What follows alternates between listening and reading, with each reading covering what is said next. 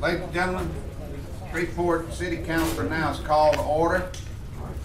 Councilman Green will lead us in the invocation, and Councilman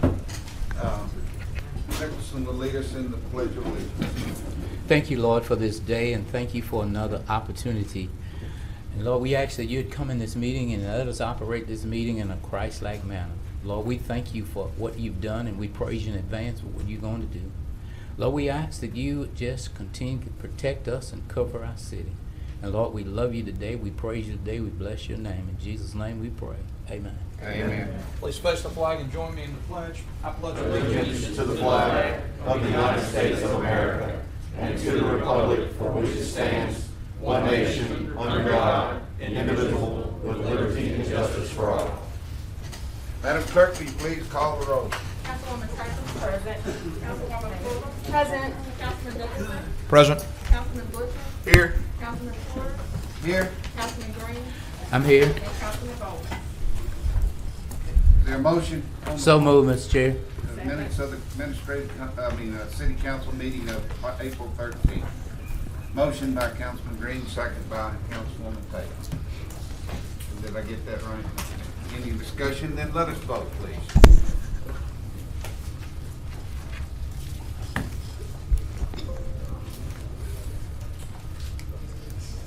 Motion is 6 and 1 out of the chamber.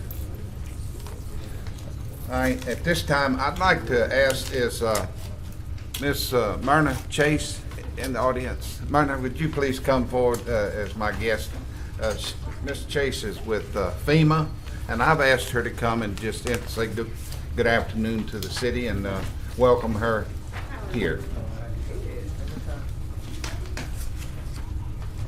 How are you this afternoon? Good to Doing see just you. fine. Thank you, and good afternoon, everyone. Good afternoon to the council. Good afternoon to the mayor. Yes, I thank you for the invitation.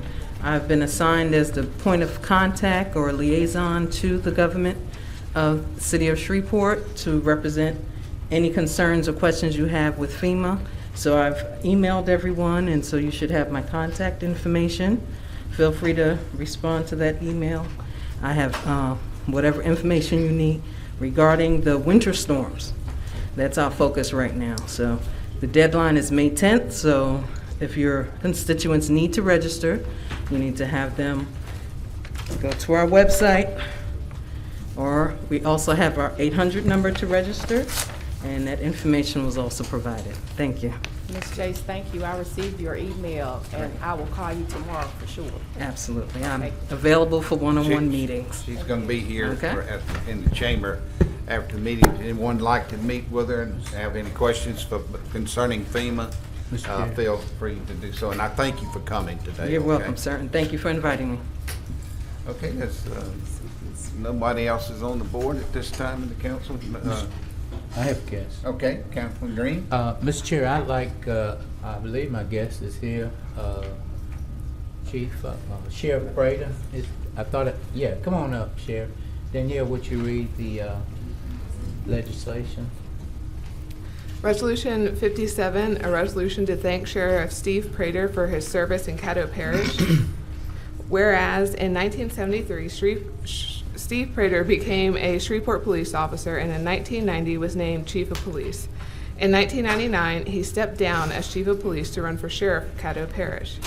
And whereas in 1999, Sheriff Prater was elected to the first of his thus far 6 terms in the position as Sheriff of Caddo Parish.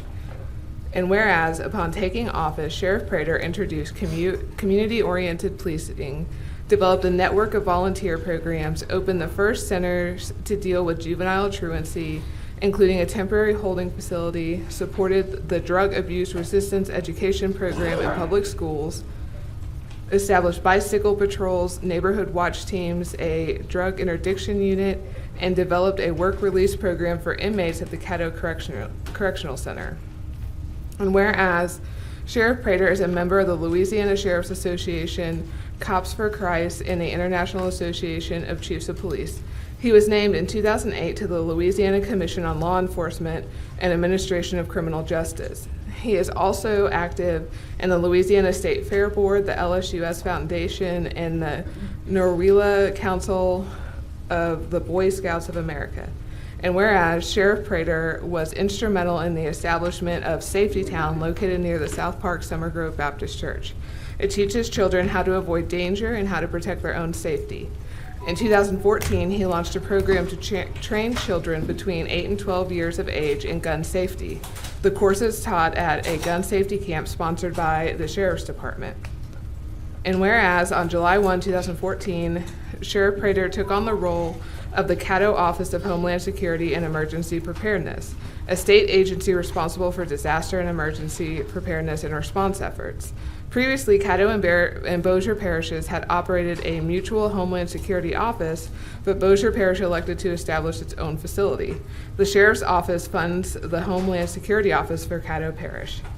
Now therefore be it resolved by the City Council of the City of Shreveport in due legal and regular session convened that the Shreveport City Council thanks Sheriff Prater for his service in Caddo Parish.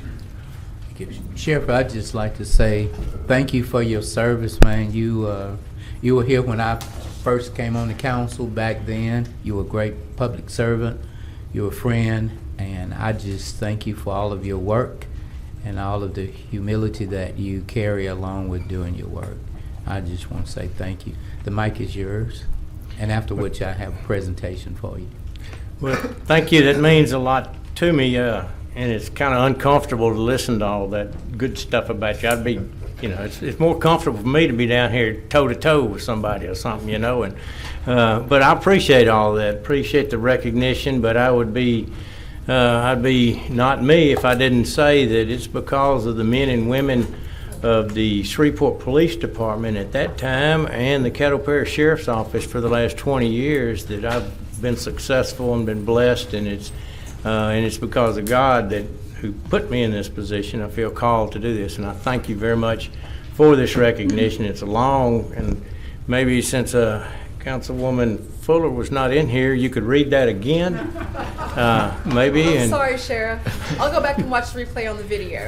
Thank you very much. It means a lot to me, to each and every one of y'all, and we're here to serve you if we can in any way. Thank you.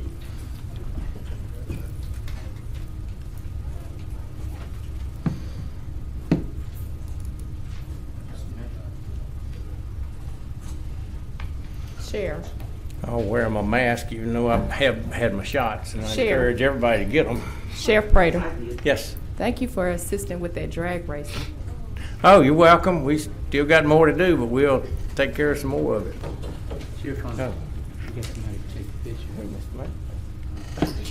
Do we have somebody? Well, Don Gibbs, being regular Don Gibbs, he's kind of being worked. Doing your boss thing, come up here. I done thought he had.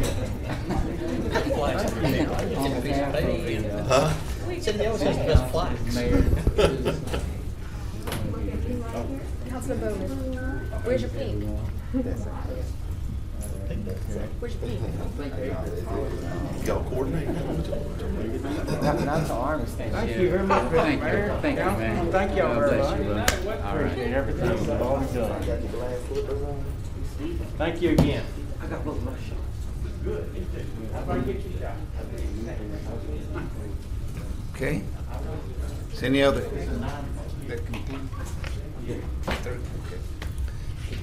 Any other council member have anything at this time?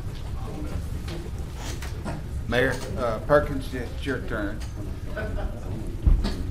Sorry about that, Mr. Chairman. No, it's okay. I'm proud to announce that the Bayou Classic and Port City Fest was very, very successful. Early projections show an estimated $3 million in economic impact for our community. Port City Fest events had more than 4,000 attendees with no major incidents. Tailgating to the fairgrounds is estimated at 2,000 people. Multiple agencies provided support to our police department during the game and at Festival Plaza. I want to thank the Caddo Parish Sheriff's Office once again, Louisiana State Police, Louisiana Office of State and Fire Marshal, FBI Joint Task Force on Terrorism, and Barksdale Security Police EOD Unit. Port City Fest would also not have been possible without the organizing committee and sponsors, including the City of Shreveport, Louisiana Office of Tourism, Caddo Parish Commission, Shreveport Bossier Sports Commission, Shreveport Bossier Convention and Tourism Bureau, and Bossier Parish Police Jury. Last week, members of my team were joined by Councilwoman Taylor, On our visit to the real-time crime centers of New Orleans and Baton Rouge, we had the opportunity to see the technology they use for fighting crime, and we are very much looking forward to bring those ideas back home here to Shreveport. We will begin holding town hall meetings across the city on next month to hear citizens' concerns about 4 topics: public safety, infrastructure, economic development, and technology. Most of these meetings will be held on Thursday from 6 to 8 p.m. at our recreational centers. Meanwhile, we have a survey at www.shreveportla.gov asking citizens to rank where they would like to see the expected federal dollars coming into the city of Shreveport. At this time, I would like to call up Valerie Irvin, the city's manager of our Financial Empowerment Center, along with the United Way, to give us an update on the FEC. Good afternoon. Good evening. My name is Valerie Irving, and I'm the Bureau Chief of Housing and Business Development for the City of Shreveport and the Government Manager for the Financial Empowerment Center. Before I begin, I'd like to acknowledge Ms. Bonnie Moore, who is the Director of Community Development and our champion and cheerleader. And without her, this Financial Empowerment Center would not be here.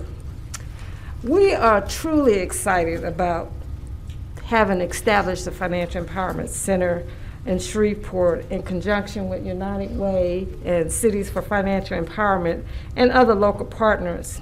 Mayor Perkins, we'd like to thank you for your continued support and acknowledging and making your continued support and acknowledging and making financial and economic stability a part of your administration.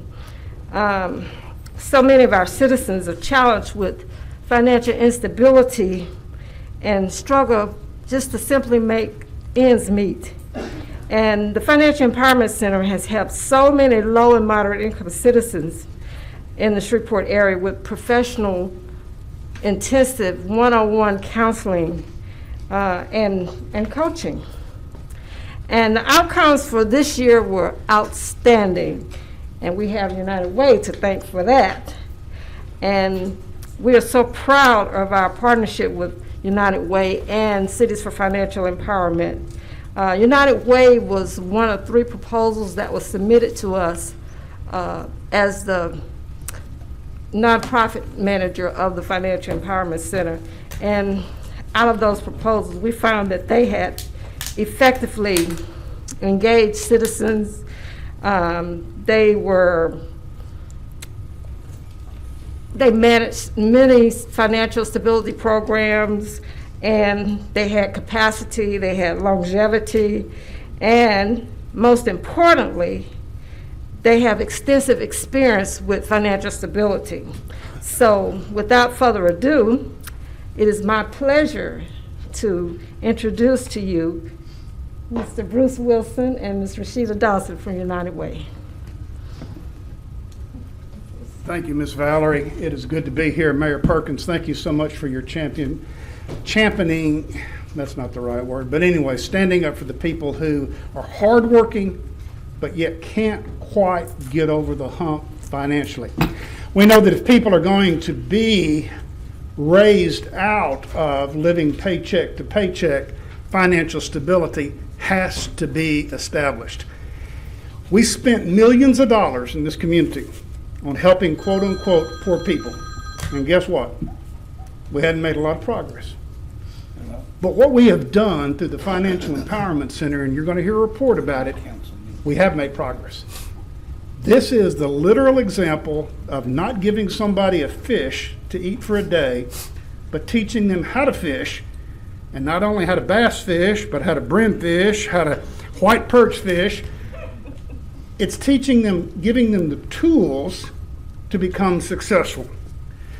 Now, the best thing I have probably done since I have been head of United Way was to listen when Ms. Bonnie Moore came to me and asked me to take over a piece of the financial stability and to accept her offer of bringing a young woman, a young professional, into our midst to help lead this effort.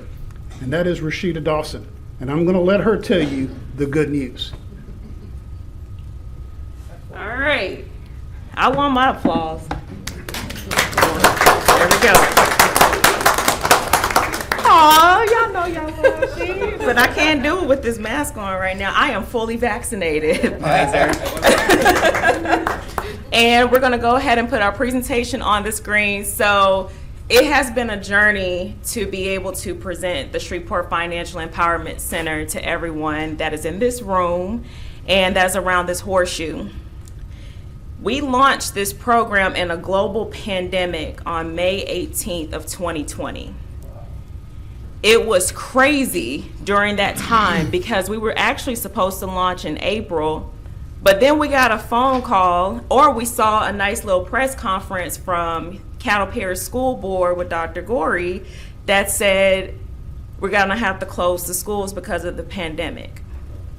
When we saw the press conference, I'm not gonna lie to you guys, and Tabitha and my whole team and Ms. Florence and Jarcelette and Monet, they know, and Derek, but Derek one day yet. I cried because it was a reason why I cried. Because we had no idea what was about to happen inside of our communities. People losing their jobs, people not knowing what's going to happen and how they're going to be able to pay the bills, no one actually having an emergency savings fund. People are really trying to figure out what they're going to do. So even though it seemed kind of crazy and kind of ironic, like why are we doing this and bringing the Financial Empowerment Center in this midst of COVID? And that was the news cycle at that time. Many people didn't hear that we were offering free professional one-on-one financial counseling as a free public service underneath Mayor Adrian Perkins' administration. We were all just trying to figure out how we're going to survive. But I do want to tell you about the Financial Empowerment Center and our annual report and what we've been able to do. Now, everyone remember, as far as United Way is concerned, our work is definitely focused on ALICE and those who are below. And to take an account of that, for those who don't know who ALICE is, that's asset limited, income constrained, employed. And that's the working poor individuals who might be working 2 or 3 jobs to be able to make ends meet, but cannot actually pay all their bills. And so our 2018 report, which actually reflects 2016 numbers, 53% of Cattle Parish citizens were considered as ALICE. And then in 2020, with 2018 numbers, it was 58% that were ALICE and below. For Shreveport during that time on the 2018 report, it was 56% in Shreveport as far as our citizens that were considered as ALICE and below. And then in our 2020 report, it was 60% for Shreveport citizens that were considered ALICE and below. Now, I don't know what those numbers are for 2020 because we're going to be able to get the report soon, but we kind of can see the path that we were going on as it was. And of course, I always like to throw this little tidbit up here, and I know that Ms. Tabitha Taylor, Councilwoman Tabitha Taylor, she probably already knows this, this little trivia question, but I do want to ask our council members, how much do you think the APR is for a 2-week $100 payday loan in the state of Louisiana? What percentage? 100%. Go up. 100%. 190. Up. 1,000%. Go up 400. Go a little bit more. 1,000%. 782% is the legal amount that the state of Louisiana can charge on a 2-week $100 payday loan. Oh, I just love when people be like, wow, which makes me have a little bit of work to do, right? Also, when it comes to housing cost burdens, households here in Louisiana, when it comes to homeowners, about 31% of homeowners in Shreveport are considered as housing cost burden. And for renters, it's 57% that are considered housing cost burden. Now, the Financial Empowerment Center in itself, it is a direct partnership between the city of Shreveport as the government municipality and also United Way of Northwest Louisiana. As far as United Way, we are the ones who handle the day-to-day operations, but the city of Shreveport are the champions, and to make sure that they hold us accountable to make sure that we do what we're supposed to do for our citizens and our clients. And I do want to show briefly a little bit of this video, and this is our partnership also between the Cities for Financial Empowerment Fund. This is how the Financial Empowerment Center was able to be brought here to Louisiana. And to give you a tidbit, the Financial Empowerment Center, the first of its kind, this is the first one of its kind in the state of Louisiana. So we should applaud ourselves for that.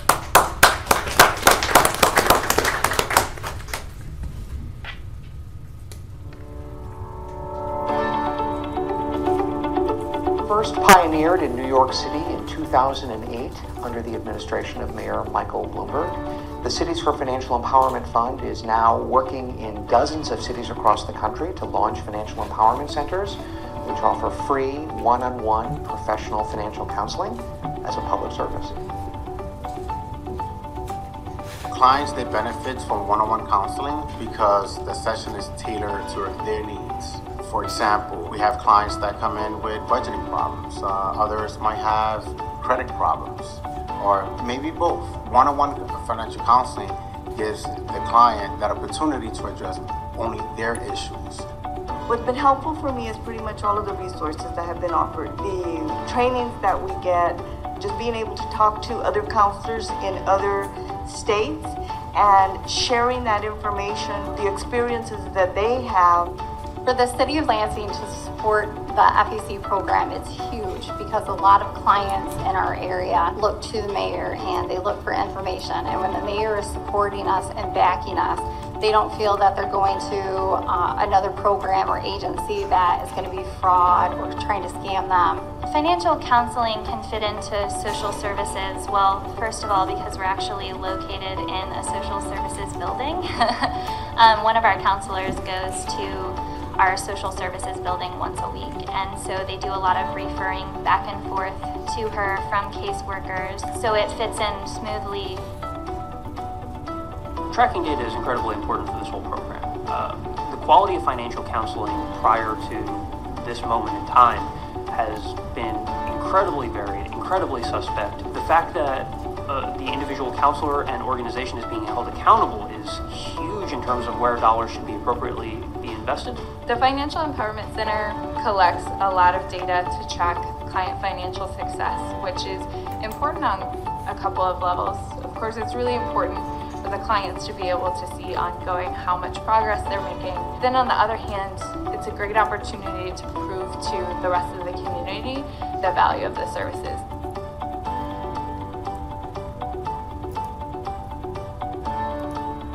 All right, I didn't want to show the whole video because I will be here all day and no one likes to have a long drawn out presentation. So back to my presentation. All right, so when it comes to the Financial Empowerment Center, we focus on outcomes and not the numbers. And reason being is because we can say that we served over 1,000 clients, but that doesn't say anything about the actual impact that we've had on those lives. So what we do is that we focus on specific outcomes through 4 buckets, which is banking, credit, debt, and savings. When those buckets, we want to know how many people open up a bank account. When it comes to credit, we want to know how many people have actually increased their credit score by at least 35 points or established credit. For debt, we want to know how many people actually decreased their debt by 10%. And those who have savings, we want to know how many people have increased their savings by at least 2% of their annual income. So as far as the services that we provide, I'm not going to say all of them, but the biggest ones that we have with our clients is definitely establishing credit and repairing their credit. We also want to help them with money management, savings, and most recently, we're also helping people with their rental, utility, and benefits application assistance as well. So everyone doesn't understand those processes and those applications, but we have financial counselors that are around to be able to answer those questions when they have uncertainties. I was going to say about how we connect clients to the FEC, but I'll get to that later. But I do want to talk about our partnerships and collaboration. I do want to acknowledge the fact that we have referral partners, co-location partners, and integration partners. Our main partners have definitely been our bank and credit union partners, but also with co-locations where we actually have a financial counselor on site. I do want to acknowledge Goodwill Industries for everything that they do. We have a financial counselor that is there, which is Ms. Monet Bryant. And most recently, I also want to acknowledge Brookwood Baptist Church for being a co-location site as of today, where Ms. Florence will be there underneath the leadership of Pastor Rice, who is right behind you. But we also encourage other partners to come and to spread the word about the services that we are doing. So as far as successes are concerned, which I'm so proud to announce, now remember, we launched this in a global pandemic by only doing phone and video conferencing sessions, not being able to physically be next to our clients to help them succeed. But we have. So We have served 240 clients since we opened our doors. We have conducted over 894 financial counseling sessions. But these are the big numbers. As far as total savings increase, we have increased our client savings by over $271,000 since we launched in May of 2020. And those numbers reflect 68 clients, and additionally, 44 clients increased their savings by at least 2% of their annual income. As far as their total debt reduced, we have been able to reduce debt by over $281,000, and these numbers reflect 50 clients. Yes, clap, clap, clap, please. 24 clients increased their credit score by at least 35 points, and 118 delinquent accounts were eliminated by 37 clients. But before I get to that, I do want to make sure that I acknowledge the ones who have made this possible, because they didn't get the recognition that they deserved over the course of a year. And I would like for them to stand up. Can my team stand up, please? So I do want to acknowledge Ms. Florence Jackson. She's our financial counselor. Ms. Tabitha Trewalla, she is our special projects assistant, does our outreach. Mr. Derek Allums, thank you, Derek. He just joined our team in January. Ms. Jarcelette Harris, who is our housing stability financial counselor, been in the game for a long time. And then also Ms. Monet Bryant. She is our financial counselor, and she also is our roaming counselor as well, and she is a member and employee of the city of Shreveport.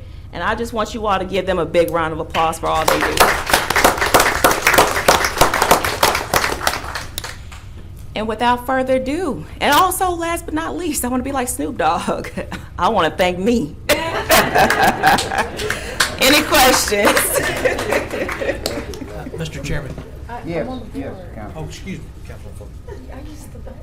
I just wanted to say thank you so much for your commitment to our community and to this work. You're doing a fantastic job, and I guess we've played If You're Happy and We Know It, clap your hands, and maybe the rest of the meeting will stay like this. Thank you for that momentum. But I truly do appreciate you coming in, giving us this information time after time, and reiterating the importance of understanding Alice, understanding those numbers, and the impact that you all are making on the community. Thank you, Councilwoman Fuller. I echo the same. I mean, your team is phenomenal that you have around you, but everything that you do for this community is so needed. So I just look forward in seeing continued success with everything that you're doing. So of course, if you need us, we're right here. Thank you, Councilwoman Taylor. I certainly agree with Councilwoman Fuller's and Vice Chair Taylor's comments. I want to thank you in particular for your reference to the abusive practices of payday lenders. It is astonishing to me that it is legal for a business to loan a person in desperate financial circumstances $100 and charge them almost 800% interest. It's shameful, and it's something that should not be allowed. In 2019, this council adopted a temporary one-year moratorium on new payday lending locations, and I hope that when we consider additional legislation to address payday lenders and their abusive practices, that you will join us for that conversation. Absolutely.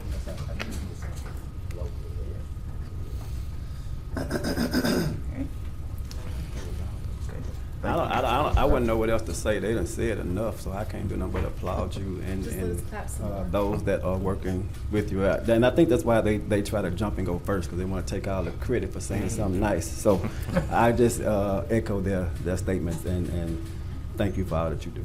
Thank you, Councilman Bolton. I appreciate it. Okay. Any other questions? Now y'all go ahead. Refer some people to our center. All right now? Got you. All right, thank you guys. I appreciate it. Okay. Mr. Chairman, last note, thank you so much, Rashida.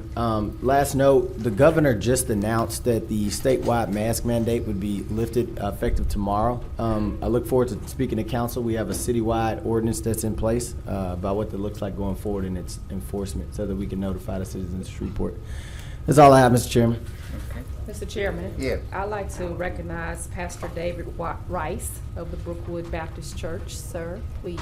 Thank you for coming to the City Council meeting on today. Okay, we'll move to reports. And does anybody have any questions for property standards? Councilman Bowman, you have any questions for property standards? Yes, sir. Just an update on the property at, if you can write that down, just let me know later, that's fine. At Juella and Pennick? Pennick, yes. And also Juella and Jackson. 30, I think it's 3030 or 3003, one or two. And down on not Alabama, on Meadow, I think it's 1800 block of Meadow, Exposition, and I can barely hear you. Ashton, Meadow Street, and Exposition. Where all the wash machines and refrigerators and all that. We got him going to court, so I'll give you a date. Went by there today, and it's yeah. Right. Yeah. I talked to him too, but okay. Anybody else have any questions? I'll just continue to say thank you for everything you're helping with in our districts. I think that you all did a sweep that covered part of my district and part of Councilman Bowman's district yesterday. Yes. And saw some video from that on social media. Thank you. Thank CLO Cook and Miss Lisa, Miss Hayes, for everything that you all do. I know that one of the big issues now as far as burned down properties is one at Dudley and Crestwell that I'm getting some questions about. I believe that the citizen is trying to handle it themselves, but if we have to intervene, you're prepared to. Is that Yes. correct? Okay, I just wanted to confirm that. Thank you. Can you tell me when we're possibly looking at the date for the sweeps in District A? We're almost doing everything by rain days. I'm looking at actually going into B, this sweep coming up next week, and then A. Okay. So within 2 weeks. Okay. Let me know so I can get my outfit ready. And my hard hat. Thank you. You're welcome. Anyone else? Well, I should ask you this today, Mr. Green, when I talk to you. Spring Lake property, what's any updates on that since the last time we talked? I'll check on the Spring Lake property. Because I am getting some calls on it. I don't think anybody's even been over there in the last month, so. Okay.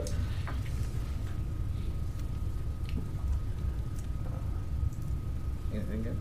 Yeah. Okay, thank you, Mr. Green. We appreciate you stepping forward. Mr. Clark, do you have anything in the master plan committee report that you want to? How are you doing today? I'm good, Mr. Chair. How are you? Fine. And council members. Just real briefly, I wanted to share with you and thank you for the support that you've given us as we rolled out the neighborhood participation plan process.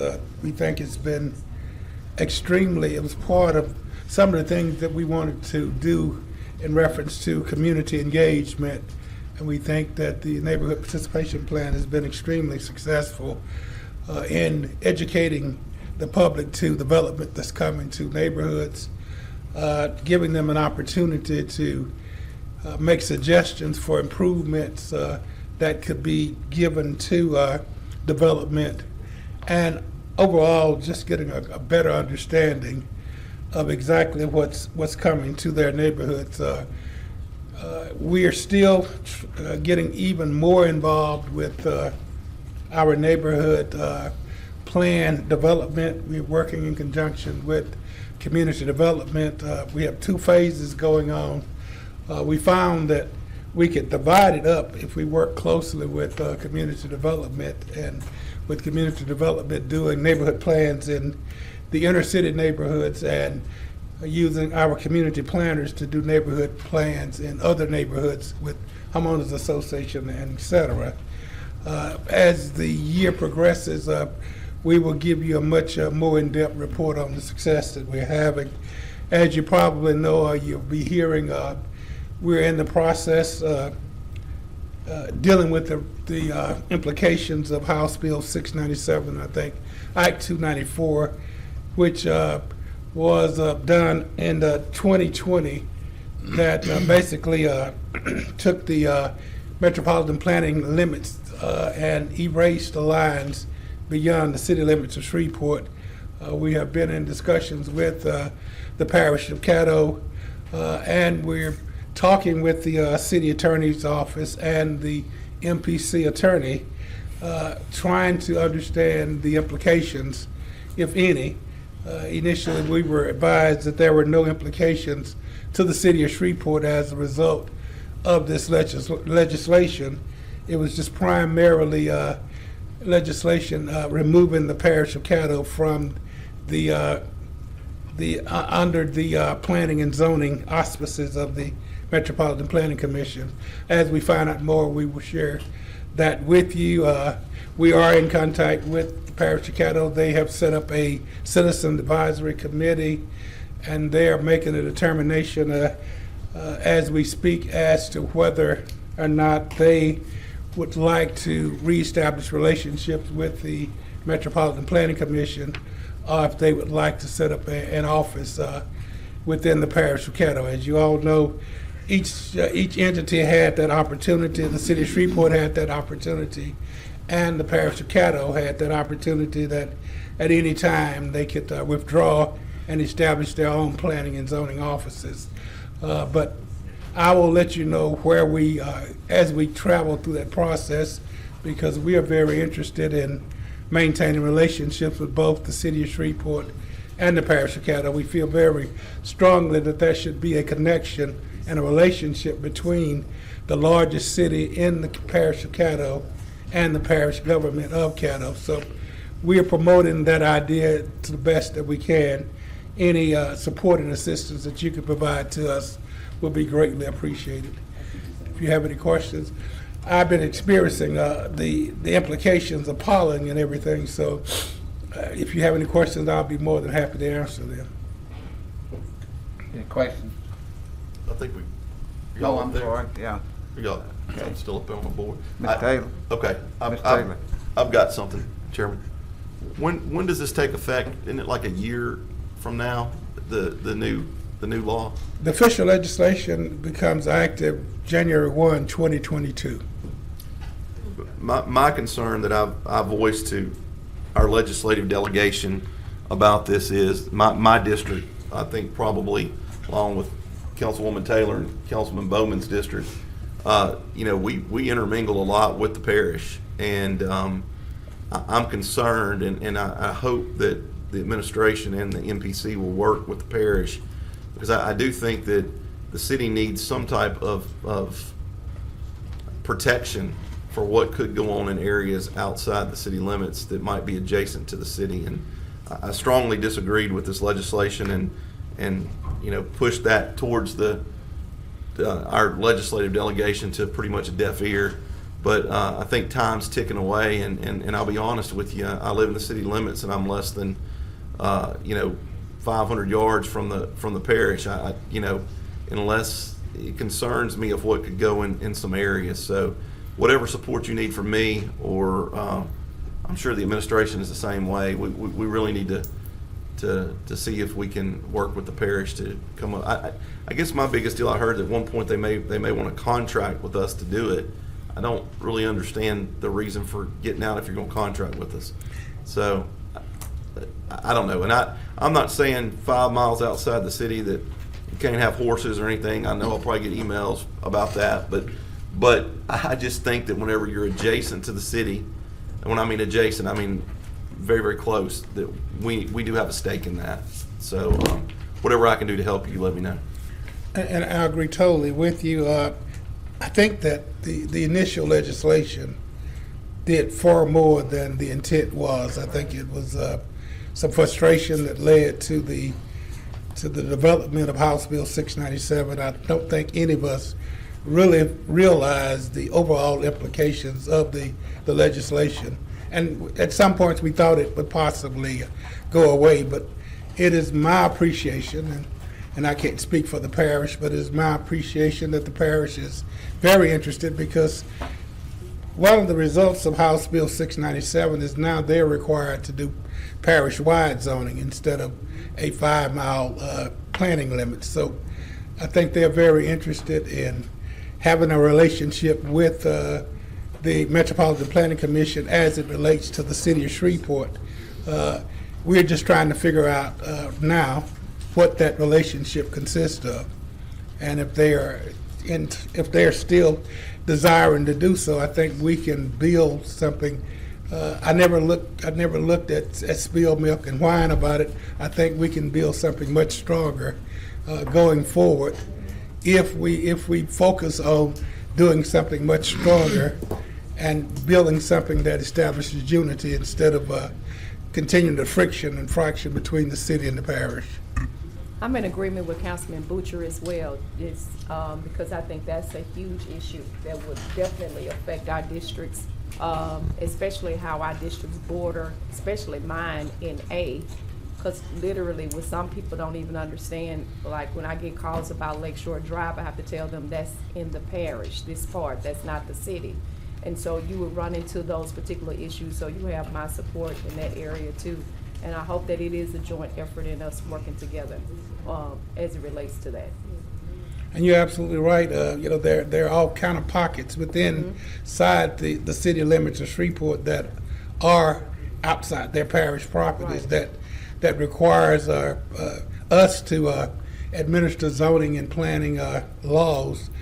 So if we have a relationship and we're still united, we can do a whole lot better job than if we have two separate bodies trying to enforce and administer zoning and planning. I kind of think that this is so important that it might not be a bad idea for the chairman to look at maybe doing some type of subcommittee for us to be involved in this. But that's something we can talk about down the road. But I do think it's important. You got the CAO on the board want to speak, if that's okay. Yeah, sure. I'm sorry. Mr. Chairman, I was just going to let you all know that we have been in touch with Dr. Wilson on this issue, and we will be meeting to go over any negotiations that's taken place. He did send me some information the other day based on some potential agreements, and we are in discussion on that. And I'll keep y'all informed. Good. Anything else, Mr. Chair? Question? Thank you so much. Okay. Got everybody on. John, did you have something?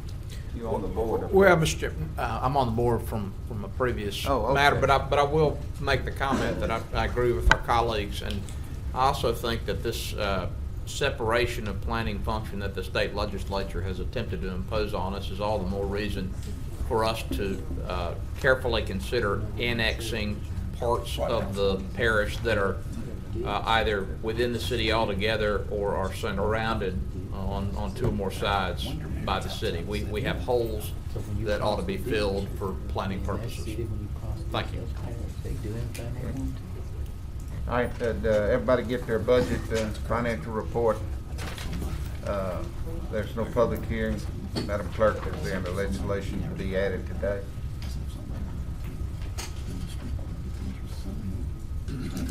To be added. Any legislation be added today? There's not. Okay.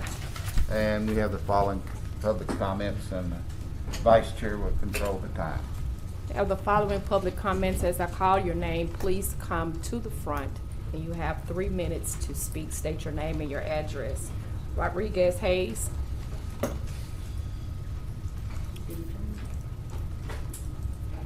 While he's coming down, I want to acknowledge, I see a lot of our water and sewer guys here now. I ain't have my phone the past few weeks, so if y'all tried to call me, I ain't have my phone. Telling you, you can attest to that. So, all right. Hi, Mr. Hayes. All right, how you doing? I'm good. All You can right. state your name and address for the record, please, sir. Rodriguez Hayes, 4210 Barber Avenue, Shreveport, LA. You have 3 minutes. Okay. Good afternoon to Mayor Perkins and administration and the councilman. On behalf of the city employees, I know we're not hearing lowest numbers because we didn't want to make too much ruckus for you. I see a lot of y'all looking at us like, why are we here? Which I'm sure y'all know. We're trying to see between the mayor administration that's current and the city council, when can our merit raises be reinstated? We haven't had merit raises since maybe the first year, maybe 2008 or 9 when Mayor Glover was in office. So the city retirement is struggling. Sure, Mr. Nicholson, he knows that. Councilman Nicholson knows that. He's in the thing, and Mr. Casey. So with no city employees that you can keep here and pay into the retirement, it's gonna continue to struggle. I understand y'all voting, saying, you know, y'all underpaid. So if you can recognize that yourself is underpaid, I'm sure y'all know we underpaid. So we don't wanna come down and be a nuisance to y'all, but I mean, if we gotta come on a regular basis and bring more people with us, like, that's what we'll have to do.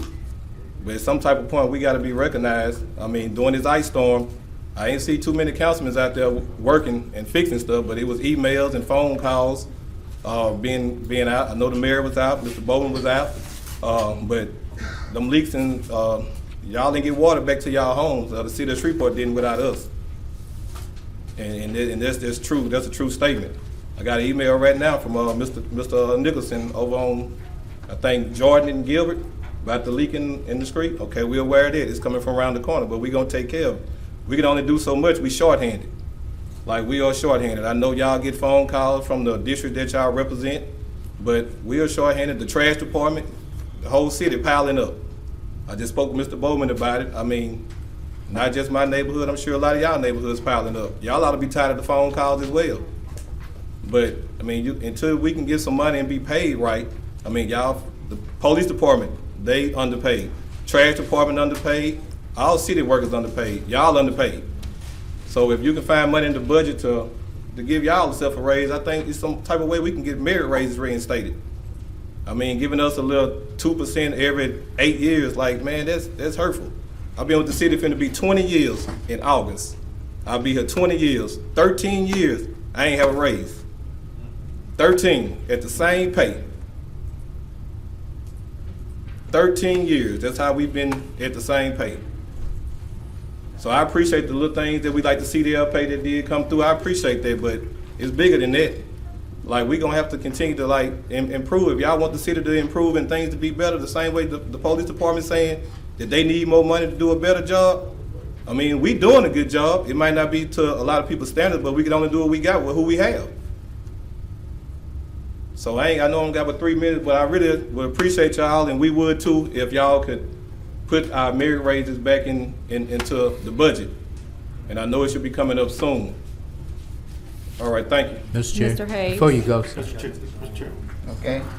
Mr. Green? Yes, sir. I agree with you 100%. In fact, the mayor could attest to it. About a month ago, I asked him if we could sit down and talk about doing exactly what you just said, some type of merit raise for you all. I feel your pain, man. I respect y'all. Most people don't think that you all are important until a water leak or trash is built up. Every day that I see you all on the street, I pray for y'all and I thank God for y'all. Sometimes I tell people that in order to appreciate, you have to be able to evaluate. And sometimes we don't evaluate all of our employees, and therefore we can't appreciate them. But the mayor agreed to sit down and talk with me. He said he would get with Mr. Whitehorn and his staff and get some numbers together. And I just believe we're going to come together and we're going to help y'all, because you all, to me, are very important. And I value everything that y'all do every day. And so, in fact, Mr. Mayor, would you like to chime in as to letting them know that we've had that conversation, and hopefully we're going to make something happen real soon. Yeah, no, absolutely. And I appreciate your remarks. It's good for you to be down here and for everybody so that the public knows, what we're dealing with, the way that we compensate you all. The councilman did reach out to me, and a couple of the council members have as well, but I want to point out that I want to thank the council for the financial position that we're in today and that we were in at the end of last year when we were able to give out those blanket raises. If it wasn't for them, their due diligence with the budget, my staff, their due diligence, your leadership even, to put us in this position, we wouldn't have been able to do that. Good news is that we're doing even better. So hopefully we showed you that our priorities was to compensate water and sewer. Hopefully I've shown y'all that in my actions as well. While y'all were out there freezing in a snowstorm, I was out there too. I didn't fix nothing, but I was out there with you. But just to let you know, we greatly appreciate you. We're in a position right now where we can bring back that conversation. And I'll be talking to council members about what exactly that looks like. But I want to just tell you, I'm grateful for you. I know they're grateful for you, and we're going to do what we can. Not a hard Mr. sell Chair. for me at all. Not a hard sell for me. It's something that I've constantly talked about since I've been here, about the merit increases. Even when we gave out the bonuses, that was something that on the record that I stated that we need to look at merit increases for our employees, because even back in 2008, what you all were faced with, was looking at laying off, and then you received that one-time bonus, and then again in 2014, and then an increase in 2018, I believe. So I think that conversation is one that is the sentiment of most council members on here, but I'm thankful that you did come down and speak on it. Thank you for coming. I was a city employee for 8 years, so I understand where you're coming from. And last year, right before Christmas, we had a water leak in the front of my house, and it was actually the day before Christmas Eve, and y'all worked for 14 straight hours trying to get the water back on. So I definitely understand. I'm not supporting a raise for myself or the mayor at this point until we can get the city employees up. I'm not trying to compare that to or get kudos for that, but I just feel like that y'all deserve more. Y'all are the backbone, and I say y'all by all city employees: fire, police, water, sewage, sanitation, and we have to be able to retain our employees and give y'all what you need to be able to do your job. So I just wanted to tell you that thank you for what you do, and I pretty much like what Councilman Green said. Anytime I see one of y'all out on the side of the road working, whether it be a trash man or sanitation or water and sewage, I try to stop and at least say hello and thank you for what you're doing. So y'all are welcome here anytime. Don't ever feel like you're taking up our time by coming up here and speaking, because we want to hear from you. Y'all are important. Y'all are the backbone. Mr. Chair. Sir, also I'd just like to say to the rest of you all and to you, sir, for being the spokesperson, I'm thankful that you all had the courage to come, because I just think that your voices ought to be heard, and it's important. And so I'd just like to commend you all. We gave applaud to our first speaker. I just think we ought to give our city workers whatever department they're working. Thank you. Brought in with those dollars. Ma'am. And I agree, I'm sorry. Well, listen, the city workers that come do my garbage, they'll tell you how I treat them when I see them. Just ask them what happens when Councilman Green see them. I do more than hallelujah. I do some do-you-lujah. And I echo what Councilman Grayson Butcher was saying. I had to step out because my dad called, but I don't intend to vote for any sort of raise for us until we see that we've taken care of our city employees. It's greatly appreciated. Thank you. Mr. Chairman, I just want to say that I fully agree with our colleagues about the importance of fairly compensating our city workers. I think it's worth noting that when we all took office, this council and this mayor, at the end of 2018, the city had a negative reserve in its general fund, meaning we had no money in the bank whatsoever. And so there was not the possibility of implementing meaningful raises for city workers at that time. Our financial position has substantially improved, and that is due in considerable measure to the good management decisions that this administration has made with the funds that we have received. Good management of the city is good for everybody. It's good for city workers. It's good for constituents. And the reason that I have introduced legislation to increase the compensation of the mayor, not right now, but at the end of 2022, the next mayor elected is that it's not good business sense or practice to grossly undercompensate the chief executive of any organization. In 1978, the city charter set the mayor's initial salary at $50,000. Okay. Adjusted for inflation, $50,000 in 1978 is more than $209,000 in 2021. So this is not an either-or conversation. I'm not suggesting that we should fairly compensate the office of the mayor and not fairly compensate employees. I am suggesting that it is the responsibility of this council as the city's governing authority to set the compensation of this city's chief executive. We expect our mayor to, like all city employees, give his all or her all every day, 7 days a week, 24 hours a day. $96,000 is not appropriate compensation for that position, and that's why I've introduced this legislation. It's not because I think city workers and their compensation is less important. It's because this is a problem that needs to be addressed and that will never be popular to address. No matter when this comes up, the reaction will be the same, but it's something that needs to be done, and that's why I've introduced the legislation. Thank you all so much. Okay. Ken Cruff.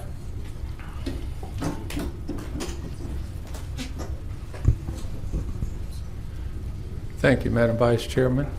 Members of the council, Mayor Perkins, Ken Kraft, 157 Archer Avenue, Shreveport, 71105. I stand before you today with several things.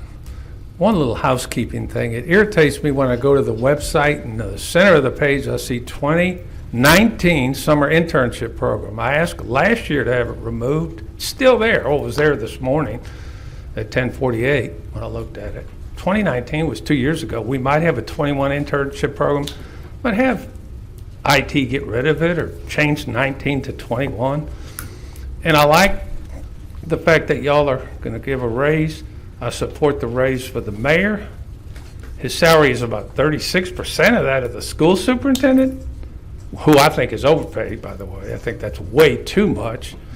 I think the council needs a raise at the end of 2022. I support getting rid of the work session. Doesn't accomplish as much as it was intended. Sometimes the work session was supposed to smooth out problems, but for 2.5 years, Mayor Glover and Councilman Shine argued during the meetings about $53,375 for bond counsel. So the work session didn't solve that. It still dragged on to 7:30, 8 o'clock at night. And I support the raises for the city employees. The general fund budget reserve, which I recommended in my job interview 41 years ago in April of 1980, was one of the 5 things I recommended. Let's recap. The general fund budget reserve, now it's way up. It went up, came down. We got rid of older streets, 186 miles. Took about 7 years and a lot of money. The third thing, we put the emergency ambulances in the fire department instead of private ambulance. And we took a vote in 01 and got a new city jail. That took about 21 years. Well, 41 years from my recommendation to have a special operations building, see the focus, current issue, page 14, bottom right, that covers it in some detail. You guys, 3 of you, when we did the November 16th, 19 bond issue, 3 of you respectfully voted no and needed more time. 2 years is enough time. We know what we need. We know what police needs, fire, SPAR, Public Works. We need, recapping, a tornado-proof special ops building. Our communications professionals were just honored 2 weeks ago with a week. They can't help anybody if they're destroyed by a twister. We need to put, you can move it and build a new one for millions, but you can put a reinforced concrete igloo over the top of 1144 Texas. We talk about 5G. I'm talking about 5W. 5W. Who? The citizens of Shreveport. What? A tornado-proof building. Where? 1144 Texas. Why? To save lives. When? When y'all decide to let us vote on it. That's when. Is it Mark Medicos?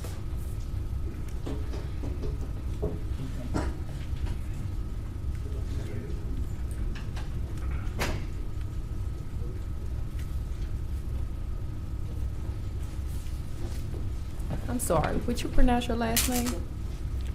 Medicus. Okay, I'm sorry. It's Mark Medicus at 10455 Linwood Avenue, Shreveport, Louisiana. And thank you for letting me talk in today. About the pay raise, you know, God has allowed the election, and God appointed each of you to serve. And I understand everybody wants more. I want more.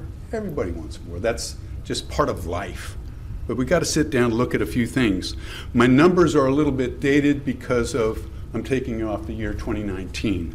The average median wage in 2019 in Shreveport was $36,377. Now take that number and think about that. Average median wage. Again, it's a dated number. If you can raise the ship, everybody can rise with it. But our ship is not rising. It's sort of stagnant, and we need to think about that. Now, under service, I mean, it's an honor. You guys are God appointed to serve. That's a fact. But if this is a burden and you cannot carry that burden, you need to resign and let someone else do it. There are many who would consider this as an honor to serve. This isn't supposed to be about the money. Taxes are going up on the state level, federal level, local level. And my pocket's starting to drain really fast because everybody wants more.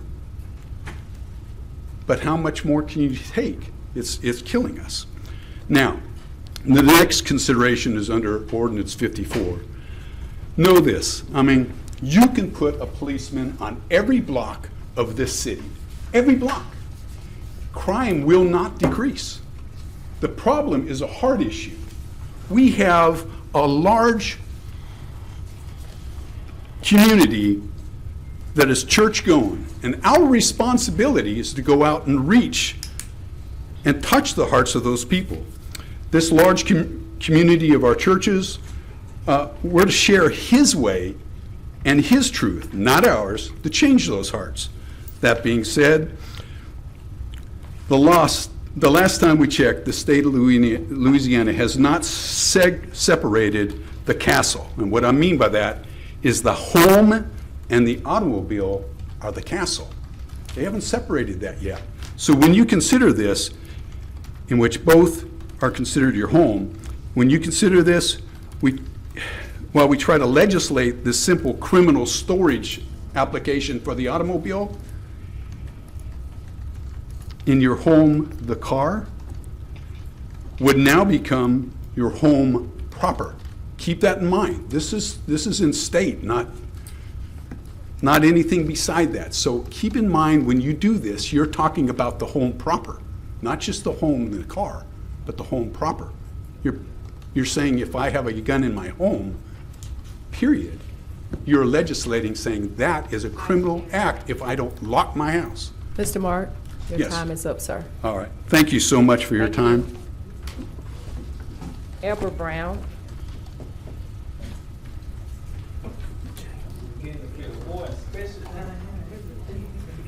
You always come last. Y'all making me feel real special How now. you doing, Pastor Brown? Albert Bernard Brown, Shreveport, Louisiana, 439 East 81st Street. Mr. Mayor, Chairman, City Councilmen, Administration. I come before you all today. Right now, Brother Clark, I finally caught Mr. Green out there. And soon as I get with him, I want to come back before you all with what I want to talk about. Beloved Fleur, you really blessed my heart the other day when you called me. It let me know that God is really pushing me to do this. But I can't tell y'all everything yet because of the fact that I didn't have all my plans. Me and Mr. Clark and Mr. Green going to get together, and then I'm come back before you all, and I need more than 3 minutes because of the fact. And then Mr. Green, you know, we can be long-winded as brothers.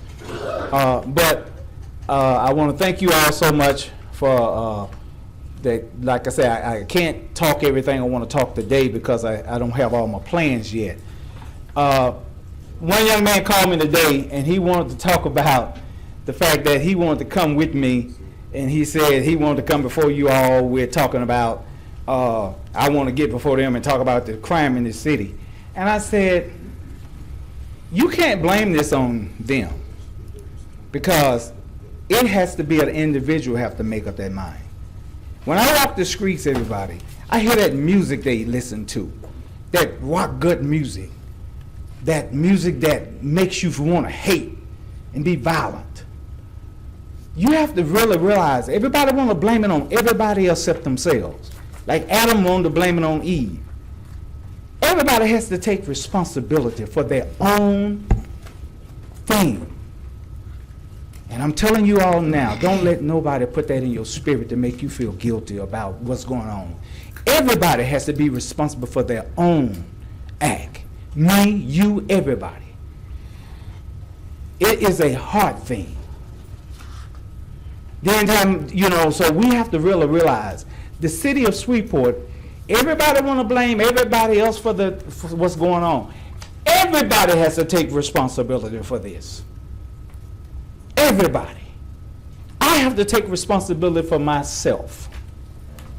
And soon as everybody starts saying, like Michael Jackson said, look at the man in the mirror and ask him to change his ways. That's what we have to start doing. Like I told y'all once before, and I say it again and again and again, I don't look at the negative side of this city. I look at the positive side. I don't look at what's going down. I look at what's going up.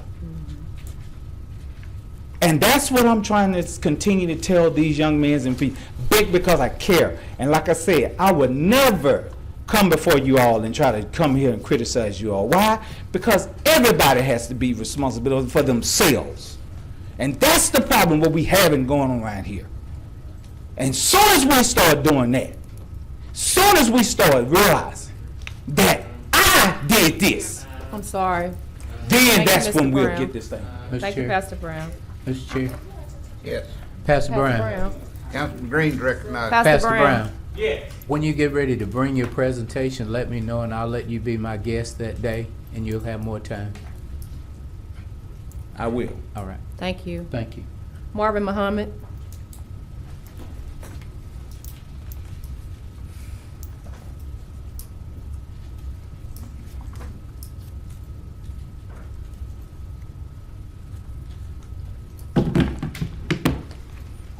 Marvin Muhammad, 2808 Percy D. Wilson. First, I want to speak on resolution number 46, which is an attempt by the council members from D and E to amend or revise the city charter. When you look at it from a very casual perspective, it seems as it's nothing. But what it really is, it is the wife of the husband of the ordinance that Councilman Nicholson originated almost 2 years ago when he changed the ordinance so that public speaking could be literally restricted. So that was Jim Crow Esquire, and in this amendment is now Jim Crow Esquire II. I know he don't want to hear this. See, their goal is to restrict the voice of the agitator, of the activist. And some would say, well, we don't need the agitator. But I beg to differ. Because when you wash clothes, yes, you can have a washing machine, but if you don't have that adjutant to add into that washing machine, those clothes do not become clean. This is an attempt by a once majority who is now the minority to quieten those who speak for the disenfranchised, the voiceless, the poor, and the hopeless. This cannot pass. What I also want to speak up on very briefly is our rising and continuous homicide rates. And it seems like this council and this administration, hands are tied, seemingly. But I beg to differ again. In 2007, when Colonel Henry Whitehorn was brought to the city of Shreveport by then former Mayor Cedric Glover, the homicide rate was on the incline. In 2007, in August of that year, he took office. There was 36 homicides that year. From August to December, there was only 7. He averaged 1.4 homicides a year.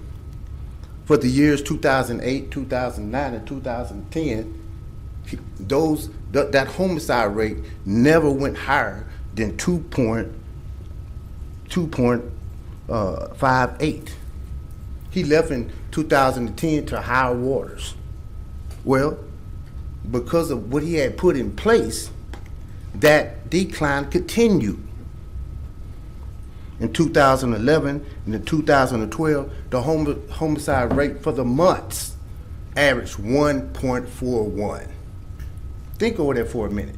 For a 24-month period, there was only 34 homicides. Under Chief Raymond, we at that right now. Mr. Muhammad, Yes. your time is up. Thank you, Councilwoman Taylor.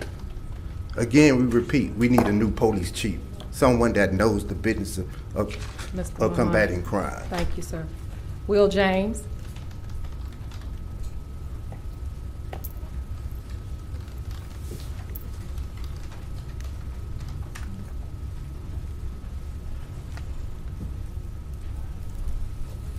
Thank you, council members. I want to relinquish my time to Marvin Muhammad.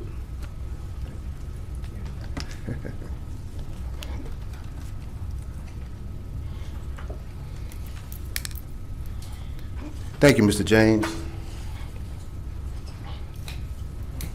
So we stand again today to say again that in the midst of a rapid crime, that we need a solution. We appreciate the mayor and council members traveling down south. We support that initiative. But what we need in this city, and I agree with Pastor Brown, that we do need personal responsibility and accountability as well. Chief Raymond, he spoke about generational curses. And 2 weeks ago, Ken Kraft, in his white privilege, believed that he had a right to tell me that me speaking for 3 minutes and 30 seconds or 4 minutes and 30 seconds was an issue. He even put out false information saying that West Virginia wasn't a part of the Union, when actually West Virginia became the 35th state of the United States in the middle of the Civil War in 1963. Fact. It's a fact that Kentucky lays at the border of both West Virginia and Virginia. But in his mind, he doesn't see his own white privilege.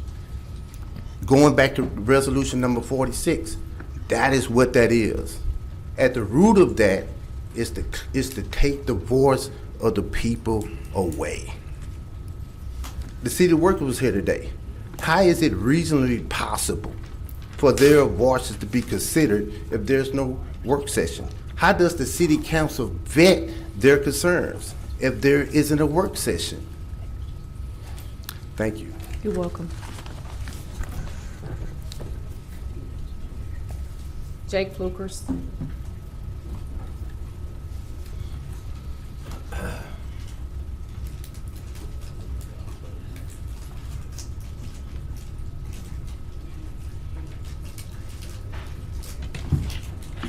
Jake Flukers, 741 Cambridge Place. I'm coming here to speak about police reform.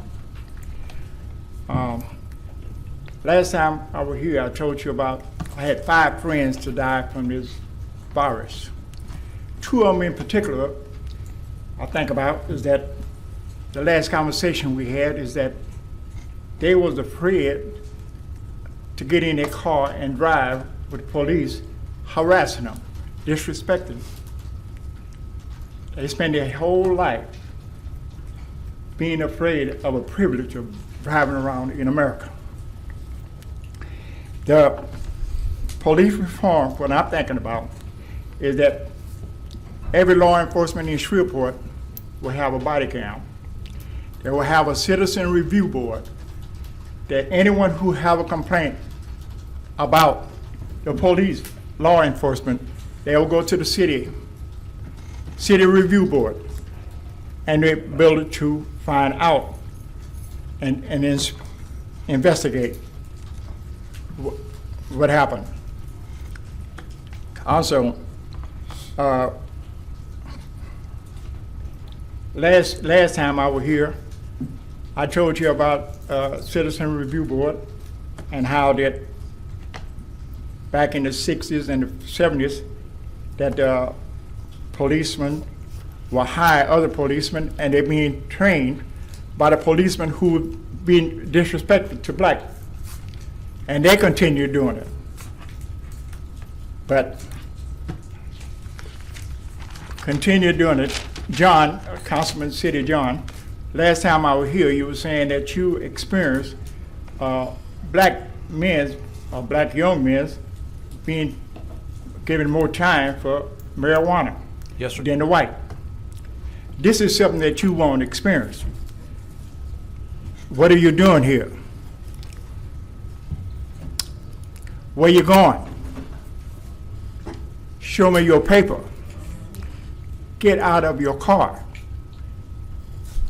Get down on the ground. And when you ask them, say, why you stop me all?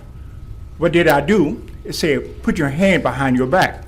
You're on arrest for resisting arrest. This man who's on the ground have a wife and 2 kids, 12 and 15, looking at her. They're looking at how policemen abuse their father. And at the same time, the policeman have a trainee in his car. And the trainee is being shown that how they can get away with disrespecting black men. And I hope that we're going to get some kind of response. Last time I said the same thing and they haven't got a response. I felt like I was talking to the city council of 1960 and 1970. Thank you. Any question? None. So this is the council of 2021. What's that? We have legislation regarding police reform that we're looking at, and a subcommittee that we're going to set up to talk about those things. A couple of the things that I've been waiting on is for this legislative session to see what bills are going to be passed, because we're bringing in the state legislators. I don't want it just to be a talk just to be talking. I want it to be a conversation where there's going to be relevant action. So I'll keep you abreast. Do that. And we also voted unanimously on a resolution asking the Department of Justice to do a patterns and process investigation of our police force. And I'm hoping that under this administration and with what we're seeing nationally, that we might be on the list of people the AG considers for that. Definitely. Both passed unanimously. Girl power. Thanks, ladies. Mr. Chair. Sir. Yes. Wake up, black men. Sir. Sir. Councilman Green, you recognize. I just like to say I heard you last time and I hear you this time. I've experienced everything you said, and we're going to work hard to change that. And I also know that you also runs golf partner. Do what? I didn't hear the last. That's why I hadn't gotten the better competition, because the competition not good. They're playing. I was just playing, Jay. Mr. CAO Whitehorn. Mr. Chair, Mr. Fluke, I just wanted to let you know also that we have ordered body cameras, and they should be arriving within the next month or so. And so we were listening to you, so body cameras are ordered. So, Mr. Flukers, you see Council 2021 talking to you, huh? You're not the Council of 1960, it's 2021. 2021, Council 2021. I know, but. Okay. And your son helped with the, yeah. Listen, Jake. John Milkovich. He don't want to listen, he just want to talk. Shit. Sometimes you gotta be open-minded and listen to it.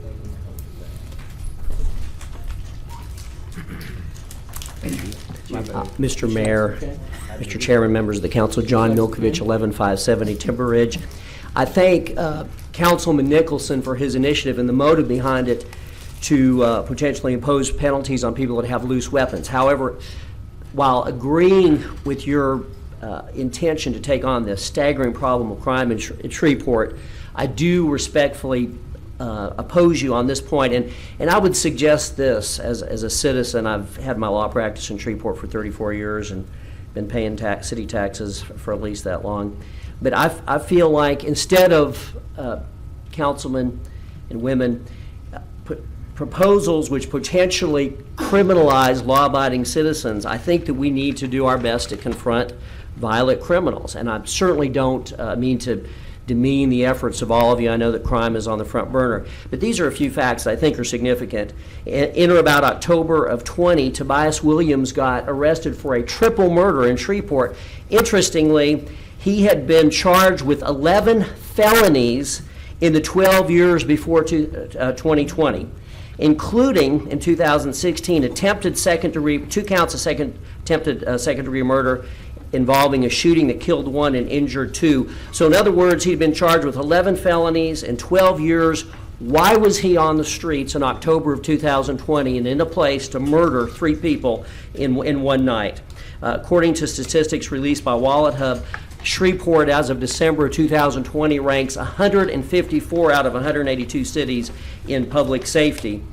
In the first 3 quarters of 2020, our homicide rate increased 117%. We had 50 murders in the first 3/4 of 2020.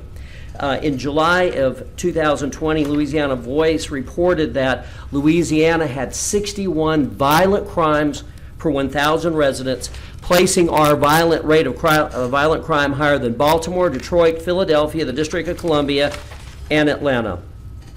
We and what is not working? Alternative sentencing and the notion that young people should not be held accountable for violent crimes, I don't think that's working. That was tried in District of Columbia from 2010 to 2017 at a program in which 121 youths that got the benefit of alternative sentencing ended up being charged with murder.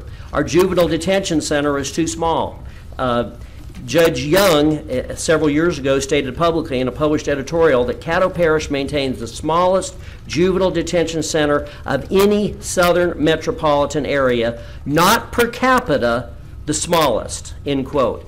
Another juvenile judge that I've spoken to said, look, when we have 24 beds and violent criminals, and by the way, that's a small fragment of the young people in our city, but it's an important segment for us to deal with if we want to protect our citizens.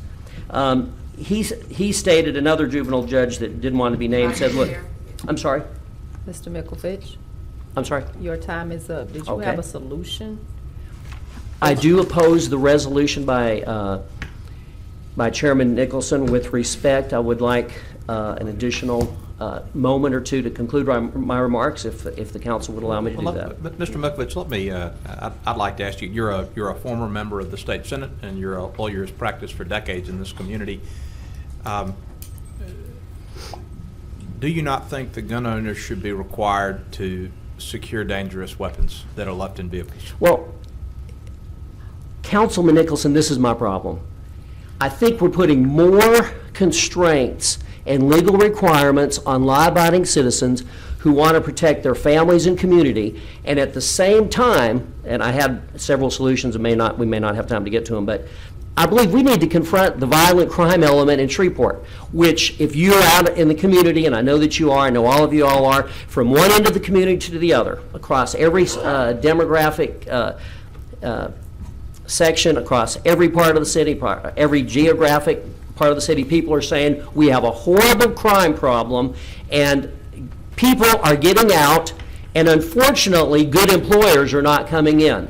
And I think it's time that we go ahead and confront the heart of the problem, which is we need to go ahead and show that small fragment or section of the youth of our community that are involved in violent gang activities that there is a consequence for violent actions.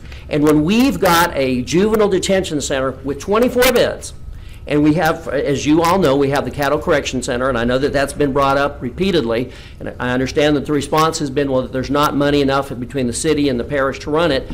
I'm of the view, and I think the citizens of Caddo Parish and Shreveport are of the view, it's not a point that we can't afford to run it. At this point, we can't afford not to. I think that we need to take the violent use off the street, not only for the protection of the community, but for the protection of these young people. For example, in the year 2020, 5 teenagers were murdered in Shreveport. And when we talk about crime in Shreveport, and I appreciate the comments of the previous spokesman, crime is a process which discriminates against the old, against the young, against the elderly, against the weak, against the poor, against those who are living in communities, in high crime communities that through no fault of their own they cannot afford to get out of. And I guess what I'm saying is I think it's time to come up with concrete solutions. And I appreciate the fact that you're at least confronting the problem, Councilman. I appreciate that, and I applauded you for that publicly. Continue to do so. But I think we need to go ahead, and instead of criminalizing people that are trying to protect their families, I think we need to address the problem. I think we need to send this message out to young people and to everyone in this community. Fly right and get in church or pack a toothbrush, you're going to jail. Well, Senator, I appreciate your remarks, and I'll just offer this comment, Sure. not for your benefit, because you know this as a member of the bar, but for the public. This council and the mayor of the city of Shreveport, of course, have no control over what happens to criminal defendants after they are arrested. You mentioned an individual who murdered 3 people after previously being charged with 11 felonies. The decision about whether and under what circumstances to pursue felony criminal charges rests exclusively with the district attorney of the parish where the offense occurs. That is true throughout the state of Louisiana. And so I want the public to understand that there are things that we can do as a body, and there are things for which other elected officials are responsible. I can't control my police officers, our police officers can't control what happens to the criminals that they arrest once they are arrested and charged. We can't control what happens in criminal court, but we can have a conversation about imposing a very modest penalty on people who do something that is incredibly irresponsible, which is leaving an unsecured weapon in a car where it can be stolen and used for a crime. Thank you. It's absolutely true that the district attorney is the one that's in charge legally, in charge of how prosecutions are processed and prosecuted, and when people have charges dismissed. Tobias Williams had a bunch of charges dismissed in 2018, gun and drug charges. That was 2 years before the triple murder. But I would say this, why couldn't the city start creating a digital public record of the arrests for violent and gun and drug-related crimes, and also a grid that publicly shows the people of Caddo Parish what's happening, what the disposition of these cases. That's one possibility. I think the juvenile detention center to take more of the violent kids off the street, not only for the protection of the public, but for their own protection. I think that we should go ahead and consider something like the Project Exile in Richmond, Virginia, where Richmond, Virginia in the late 1990s had a horrible homicide problem, one of the highest in America, and they said, we're going to start strict enforcement of gun crimes. We're going to ask the feds to participate in the prosecution of gun crimes, and we're also going to insist upon minimum penalties. And I understand that that is a legislative issue as well. I think that we also need to go ahead. I'm one that says we need to increase the police force, but we don't have the money. At some point, when our city is going through an economic implosion because we have not been able to attract economic engines and large companies to this community for the last 4 or 5 years, I think it's time to say we cannot afford to not have a larger police force. I think that we, and of course I appreciate Pastor Brown's comments, all of us need to be working with kids, and that's kids that are in church, kids that are on the street. I appreciate his comments. And I'll say this, and I'll let you all listen to your other speakers, but I think it's time. One of the few good things about the COVID syndrome and assault on public health has been, I think it's slowed down the operations of Larry Flint Hustler Club. By the way, one of their employees, a weapon that would tied back to one of their employees, was used in a triple murder in Bossier City.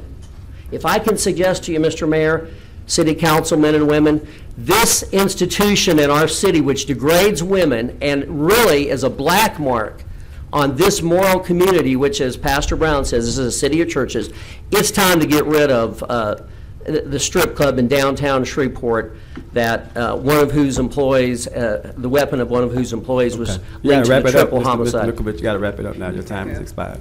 And by the way, I want to commend your mom, the late, great Joyce Bowman, who took on crime in this city face first and did an amazing job of standing up for the citizens of the community. Thank you. Councilman, Gregory are there any more Alexander. questions?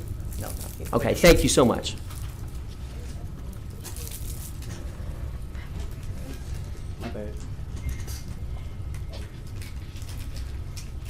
Gregory Alexander. Isam Awad.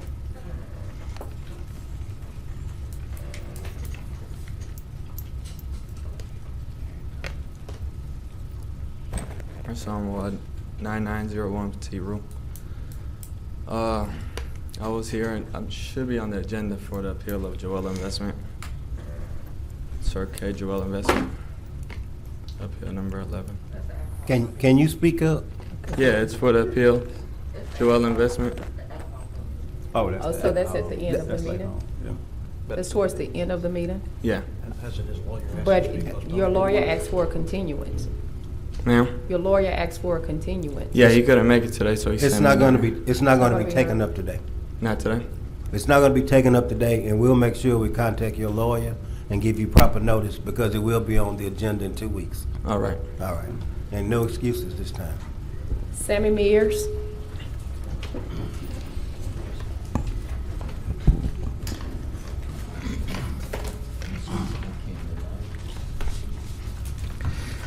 Sammy Mears, 1901 Centenary Boulevard, apartment M110, Shreveport, Louisiana, 71101, and I've been vaccinated completely. How do you stop an astronaut's baby from crying? You rock it. Oh. How are false teeth just like stars? They come out at night. Now from the ridiculous. 2 weeks ago, it was talked about here amending portions of the city council that I didn't seem to like the sound of, and I'd like you to please rethink that decision about what you're doing to the people who come to the city council. It might not mean anything to any of you here, but it does to me and to a lot of other people who come to these meetings to speak. We don't want that taken away. We spent years coming and talking to the city council.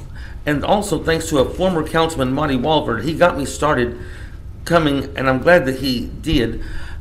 And I'm really glad that I do, because at age 50, when we first met, he asked me to come to the council meetings to give public comments. And I'm glad that I do.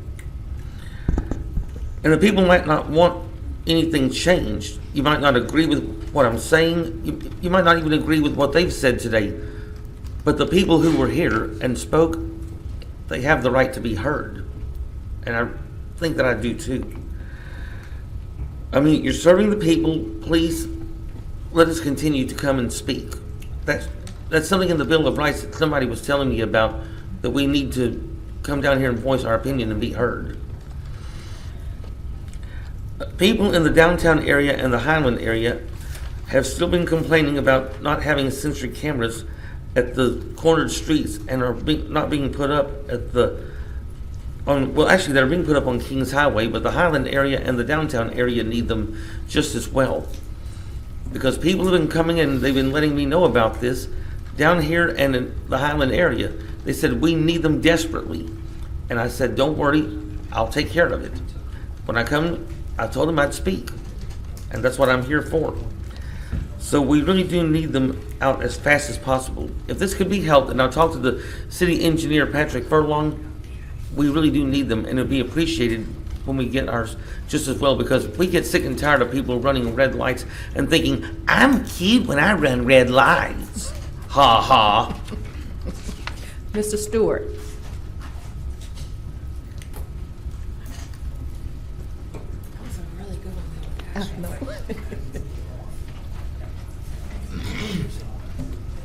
Mr. Chair, Council, this was my special guest's Mr. Stewart with the Stewart Foundation Scholarship Fund, and I wanted him to briefly tell you about the magical thing that they're doing. And so I'm not going to delay any further. I'm just going to give you these couple of minutes to speak what you have to say about this wonderful house that I'm going to win.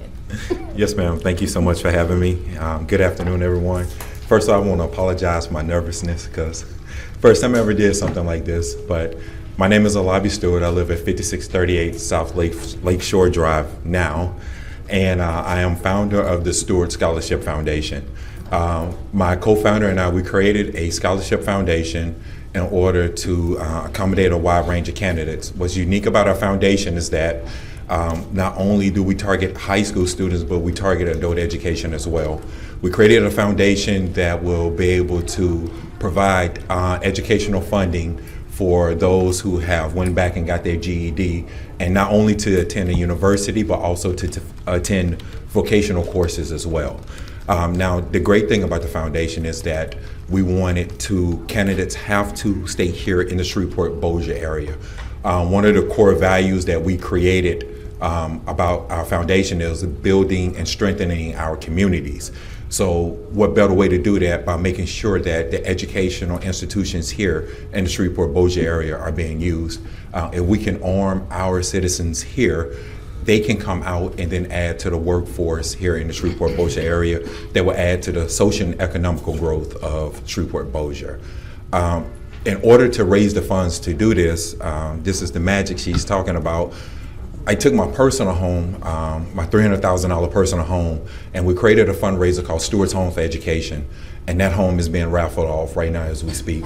It is a 5-bedroom, 3-4-bath house. It's located in Houghton, Louisiana.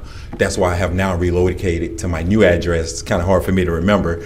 But I'm raffling off my personal home, and those funds go towards the foundation. And we're going to use those proceeds in order to be able to provide the funding for the Scholarship Foundation. My office is located actually not far from here. I'm in the Beck Tower, 400 Travis Street. So. You guys have any questions or anything like that, feel free. That's biblical, Mr. Stewart. Yes, sir, thank you. I mean, what inspired you? What's your story? I'd love to hear it. My fiance and I, we see education from 2 different levels. She's a college graduate. She worked in her field using her degree, and I'm actually a high school dropout. But I've been very blessed. The oil field saved my life. I had somebody bring me along and pretty much take my hand and say, take this job, it's going to be good for you. And then at that point, once I started having things in life, the things I once did, I was no longer attracted to anymore. But everybody don't have that story that I have. Everybody doesn't have somebody to take them by the hand. Well, we want to be that foundation, we want to be that group to where we give somebody a break. You always hear the saying, I just can't catch a break. Well, we want to be able to be the ones to give somebody that break to where when they say that, it won't be their breaking point and we lose them. So, just knowing my struggle and how hard I had to work to get where I'm at, we just want to be a blessing to somebody else to maybe we can just reduce that struggle just a little bit. I've read the parable about giving away everything you have and following Christ, but I've never met anybody who gave away their house. So it is absolutely amazing. It's a pleasure to meet you, and thank you so much. Thank you. Well, I can get another house. I bought this one, so I can get another. It's no problem. But just, wanted to make you guys aware that we are here for the city, and, hopefully this thing will take off great, and we're just here to try to change as many lives as we possibly can. So. Councilman Green? Yes, sir. Where can we get the tickets and how much do they cost? Okay, I always forget that. Okay. The website is on www.stewarts. What if you old and you can't do that? Go ahead. It's Stewarts, STEWARTS, Homes, HOMES, FOREDU.com. The tickets right now are set at $100, and you get 10 entries for $100 right now at this moment. It was supposed to have been just a short promotional period, but we extended it until we can really get the word out for everybody to know. I tell everybody it's great that somebody's going to win the home. That's great. Free and clear is going to be theirs, but the most important thing is the foundation. So we want to be able to attract as many people as possible to purchase tickets, because the amount of tickets that dictates the amount of lives that we can impact. Can you say that web address one more time? It's going to be Stewarts, STEWARTS, Homes, HOMESFOREDU.com. And on the website, you'll be able to read about myself and my co-founder, our bios and everything like that. And there's contact information on there as well. If you have any questions, you guys can email us, ask us anything. We're very transparent about our organization and ourselves, just as the founders of the organization. You say we can buy at least 10 tickets? You get 10 tickets for $100. You can purchase as many tickets as you like. Okay. Yes, sir. Count me in. 10 tickets for $100. 10 tickets for $100. Count Yes, sir. me You in. can give me 20 of them Yes. today. Councilman Bowman is gonna get 20 today. Thank He you was so late much. Get it coming- today, because I don't know what my wife gonna do with the rest of it tomorrow. I didn't hear that. He was late coming in today because he had an interview with KTAL, Mr. John. So wasn't able to come in and to show you the house and everything, but it was showcased. So tonight, you guys watch it on KTAL. Thank you so much, Mr. Stewart. Thank y'all so much. It was a pleasure, and I'm honored to be up here speaking before you guys. Thank y'all so much for Thank your you. time. Thank you. Thank you. That concludes public comments. Okay, we have the following executive appointment to be considered today. Mayor, I believe Finance Manager for Water and Sewer, Mr. Cash, you've been so patient back there, and we thank you. You want to come forward and give us a little bio?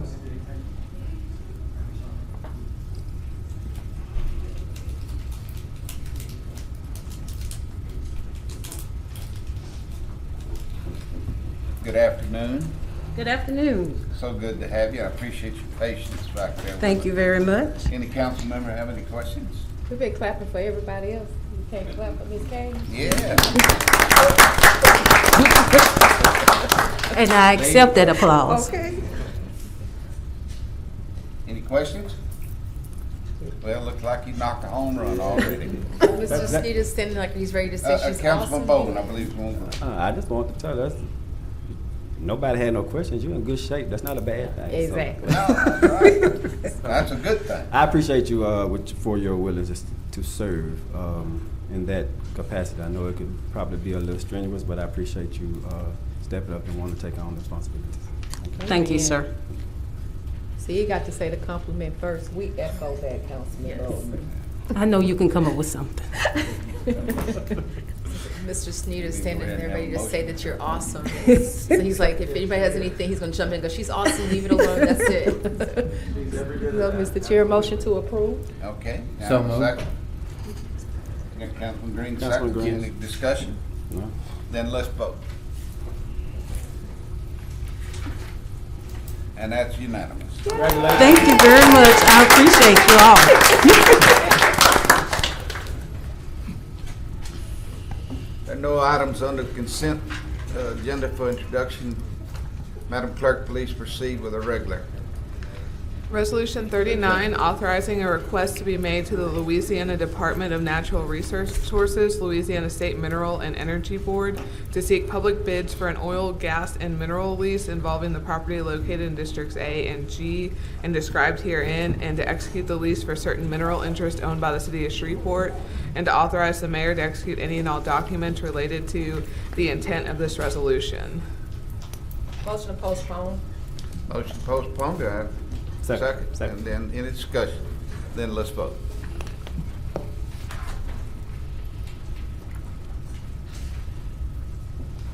Okay, that passes. Resolution 46, amending portions of the Shreveport, Louisiana City Council Rules of Procedure, and this requires a Motion to two-thirds. withdraw. Second. Mr. Chairman? Yes. I want to say a couple things about this real quick. The initial intent of this was basically to start a conversation. I think Councilman Fleury and I had spoken about it a couple times.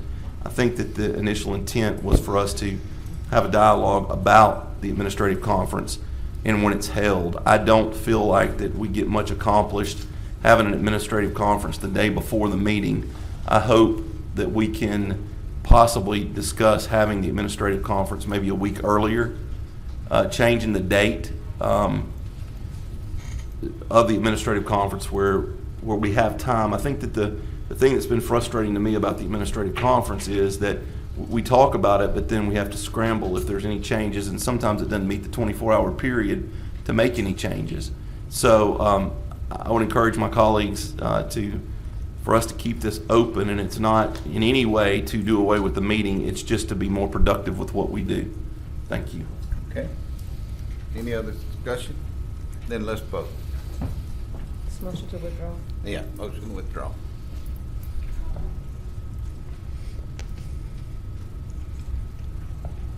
Okay. Okay. And it's 6-1. Resolution 47 to terminate the cooperative endeavor agreement between the City of Shreveport and the Shreveport Metropolitan Ballet. I'd like to table this. Second. Motion and second to table. And I do want to just make a quick, well, maybe not that quick of a comment, if that's okay. Sure. We all received an email from the president of the board of the ballet with 2 resolutions, one stating that they voted unanimously that they should have an investigation by a third party, and the second saying that they had selected an investigator, a third party investigator to do that. So I would like to just table this until we have seen that they have actually taken that up. And I want to make sure that this is clear. This isn't about just one single email that floated around a community. This is about several emails and statements that were sent to me and then on to you all through me and through the mayor's office that were concerning, to the point where it seemed that any organization that wouldn't take up a third-party investigation would be putting their standing in question. And because some of these things implied racial discrimination and racial disparities and racial epithets used against children, that is not something that our public funds should be used to support, and that it's completely valid that we would want to reconsider that relationship. And that we also had a letter from the Shreveport Regional Arts Council suggesting that they felt the same that we did. Thank you. Mr. Chairman. Yes. I agree and appreciate with Councilwoman Fuller's offering this legislation. All I'll add to her remarks is that I appreciate the students and the parents who have provided information to the council regarding this matter. It's very difficult to come forward and share painful experiences that a number of people obviously have had with this organization. I think it's appropriate to allow the organization to complete an investigation, but I want to reiterate what I said last time. The allegations are very serious, and if they're not properly addressed, I think it would be entirely appropriate for the city to reconsider its relationship with the ballet. I do want to say something else. I'm sorry. I can't help myself. I just want to state that if anyone wants to evaluate my record with this particular organization, they may be able to find at least 3 grant panels from the Shreveport Regional Arts Council that I sat on and gave glowing remarks about this organization, and that I've been invited twice by this organization to sit in on their auditions for Clara, for the Nutcracker, and for their senior company. So I don't think that there should be any reason to speculate about my relationship or my feelings toward the ballet. If anything, my heart is broken that one, accusations like this could be made, and that 2, they would go unchecked. Okay, now I'm done. Thank you. All right, let's vote. We tabling? To table. Yes, ma'am. Table, okay. While we're voting, I had 2 members from my district actually to reach out and tell me that their kids were members at one point also, and had experienced the exact same thing while they were there. And she said it broke the kids' heart and her heart also to have to pull them out of that. And also some parents, even of a different color, felt bad because they end up leaving out of it also. So I guess this is more serious than what the first read could have thought, but it is. Thank you. Okay, motion to withdraw. Approved. Resolution 48, accepting a donation from the Shreveport Opera. So moved. So moved. Second. Any discussion? Then let's vote.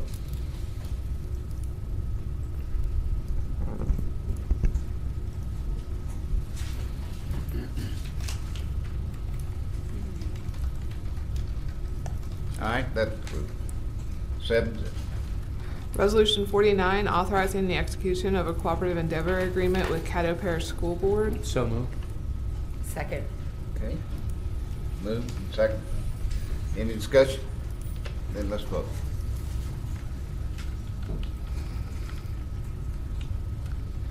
And that's approved, 7.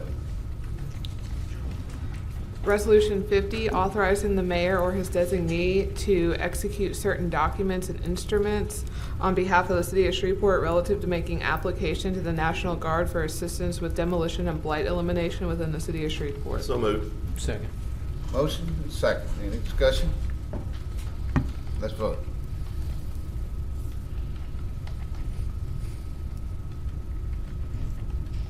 And that passes.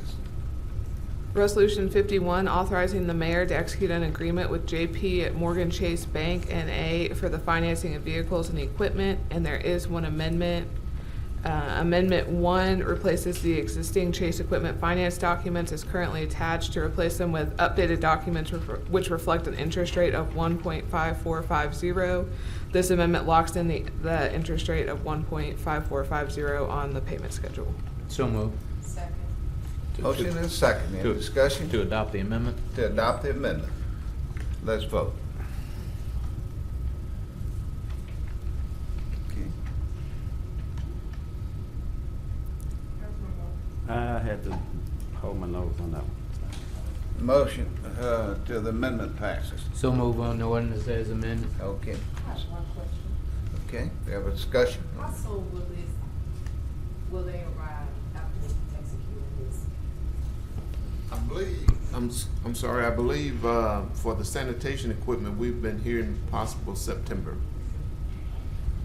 Yeah, and, and so council knows this, like, through no fault of ours, COVID just is slowing production on these vehicles. So we ordered them, months and months ago, and that's what the holdup is. And just for clarification too, Councilwoman, from the expenditure side, the departments are working through getting the purchases made as far as the vehicles, and of course, our garbage trucks are behind. So this is just adding the loan proceeds or the revenue to go with the expenditures that we have already budgeted. So. Let's vote. Mr. Chairman, Okay. According to the rules, I gotta make a motion because we didn't get a second, so that one died.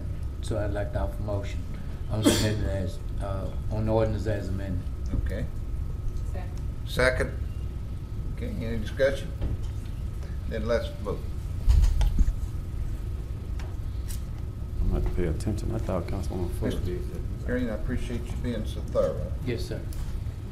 For a change. Okay, and that passes. You need some cans? Resolution 52, authorizing the mayor to execute a pipeline right-of-way and easement agreement for the construction of an oil and gas pipeline with IBEX Midstream LLC, an affiliate of Atheon Energy Operating LLC. So moved. Second. Any discussion? Then let's pass.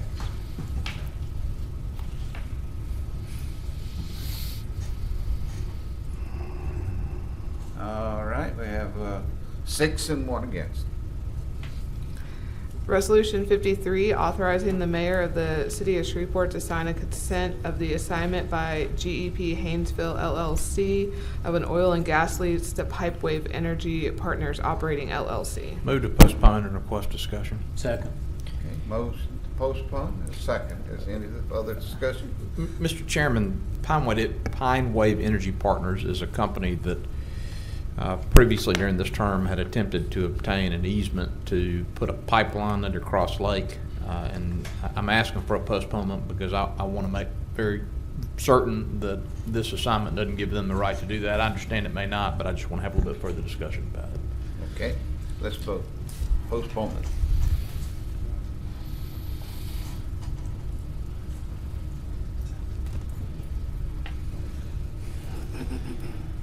Okay, that passes.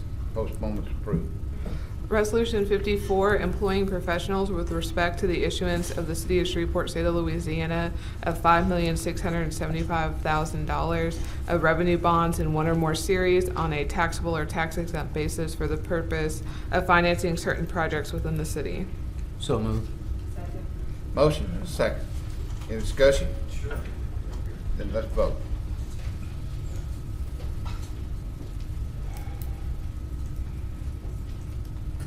Okay, that passes. Resolution 55, authorizing the mayor to make application with the U.S. Department of Justice for the Byrne Criminal Justice Innovation Program grant. So moved. Second. Any discussion? Then let's vote.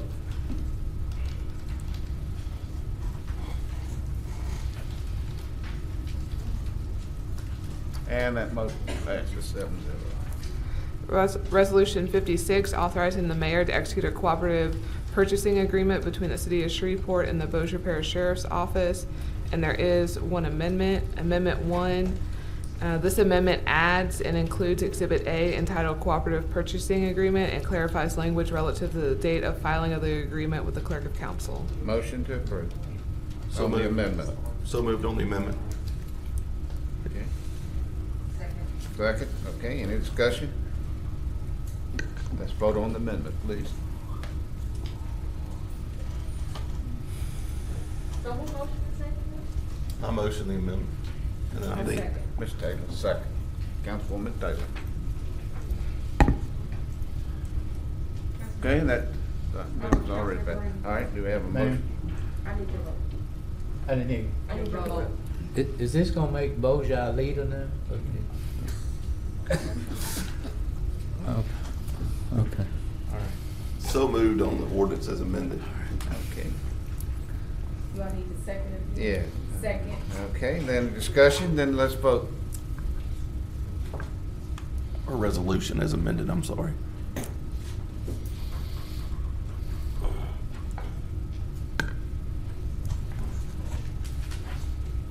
Okay, that approves. Resolution 57, to thank Sheriff Steve Prater for his service in Caddo Parish. So moved. Second. Any discussion? Then let's vote.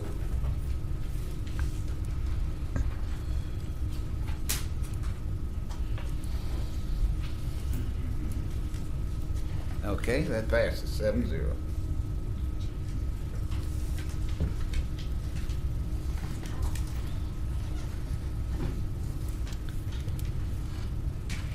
All right, Madam Clerk, will you proceed with the introduction of resolutions not to be adopted prior to May 11th, 2021?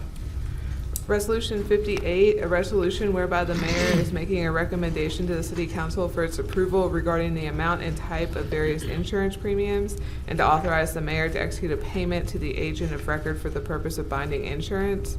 Resolution 59, authorizing the mayor to execute a cooperative endeavor agreement between the city of Shreveport and Crime Stoppers of Shreveport, Inc. Resolution 60, authorizing the use of certain equipment by the Shreveport Bossier Convention and Tourist Bureau for the 5th Annual Red River Balloon Rally. Move to introduce. Okay. Madam Clerk, will you proceed with the introduction of ordinances? Second. Need- Was there a Second. Second. Second. All right, I thought I had a second. Councilwoman Fuller. Okay. Council members, on the introduction of ordinances, forwarded you an email regarding ordinance 69. The attorney of record for that case has asked to withdraw it. If there's no objection, I just won't read it for introduction, and then it won't be introduced and we'll fall off the agenda. All right. That's okay. Ordinance 57, amending the 2021 Community Development Special Revenue Fund budget. Ordinance 58, amending the 2021 General Fund budget. Ordinance 59, amending the 2021 Community Development Special Revenue Fund budget. Ordinance 60, amending the 2021 Capital Projects Fund budget.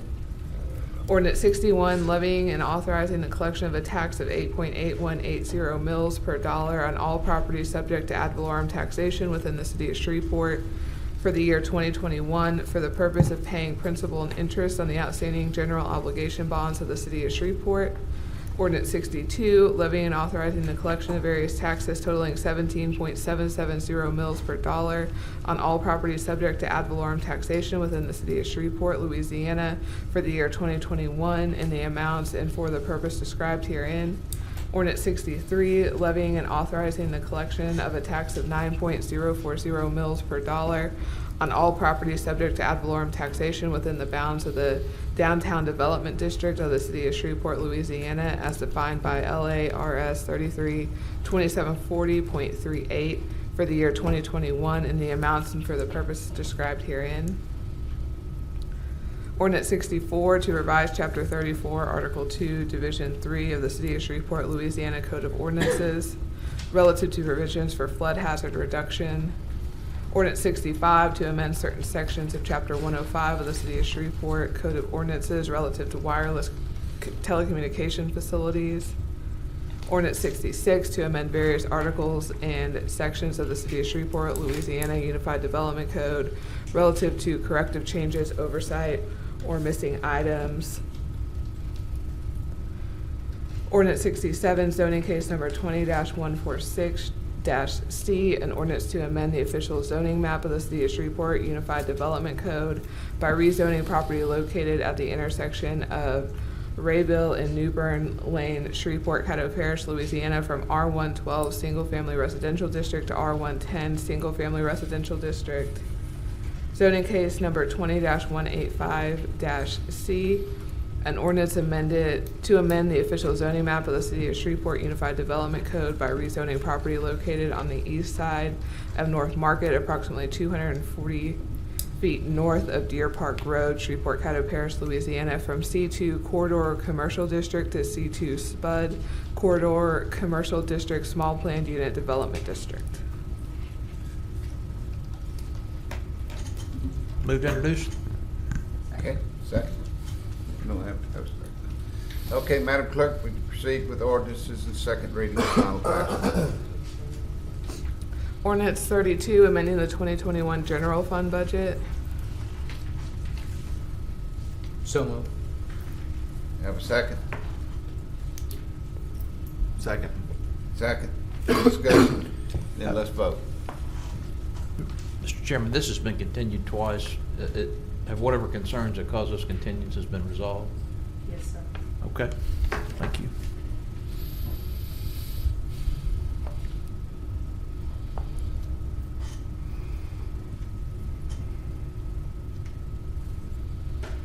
Okay, that passes. Ordinance 36, amending the 2021 Community Development Special Revenue Fund budget. So moved. Motion and second.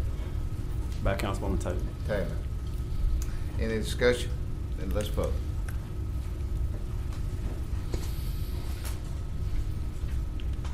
And motion passes.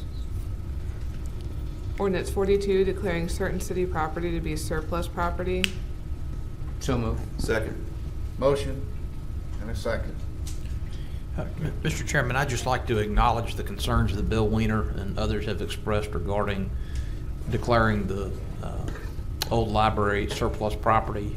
I've talked to Shelley Ragland, to Councilwoman Fuller, whose district this property is located in. I'm satisfied that the city will take the proper precautions to make sure that that the historic nature of this building is respected in the future. But I did think that Mr. Weiner's repeated emails and communications to us merited acknowledgement before we took a vote. Thank you.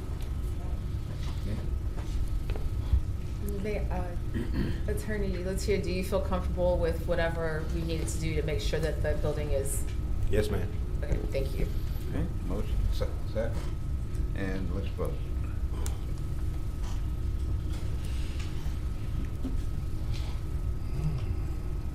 Okay, 42 is 6-1. Passes. Ordinance 47, amending the 2021 general fund budget. So moved. Second. Motion and a second. Any discussion? Let's vote.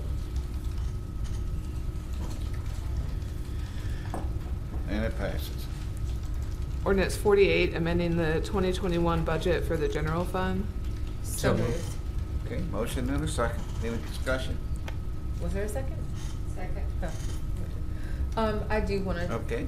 I've had a little bit of heartburn about this one because it seems like a Champaign problem at first glance. Or this is on Wine Avenue, right? Kings Highway, right? it feels like at first like a bit of a champagne problem to worry about decorative light poles when we've got so many other things going on.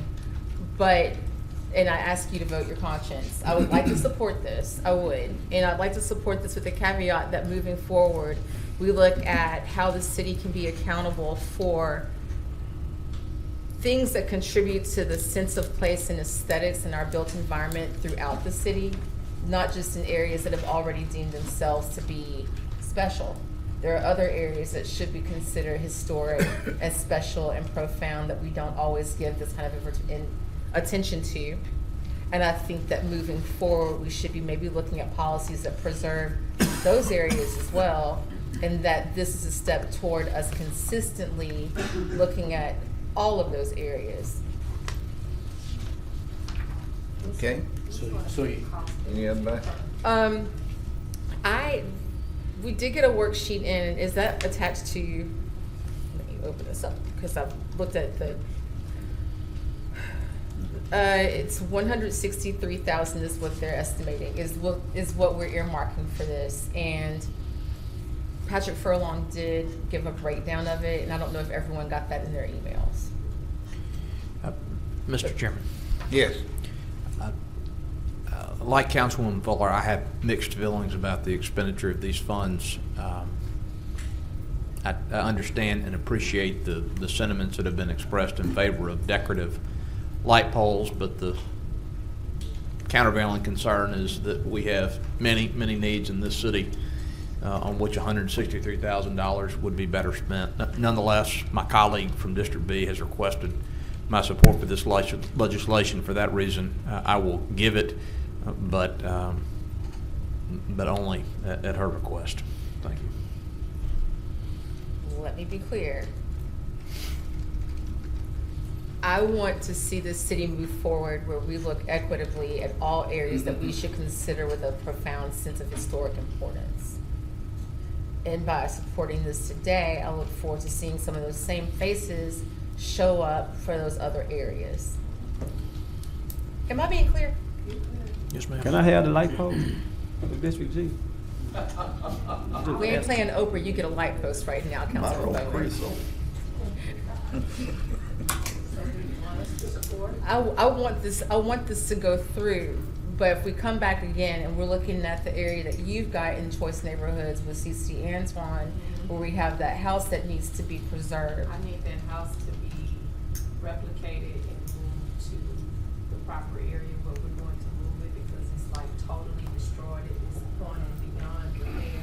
So I've asked for that to move and for the state funds that we have to go over there and build it. So I'm good with what you want to do. Then we take the same energy. Yeah, we keep that same energy. Gotcha.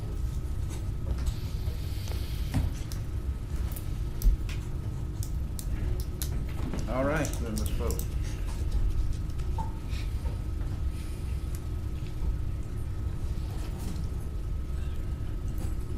Okay, and it passes.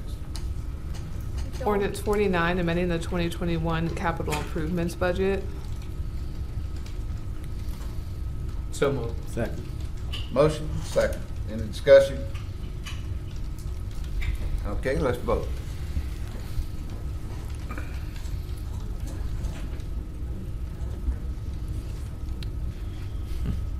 Motion passes.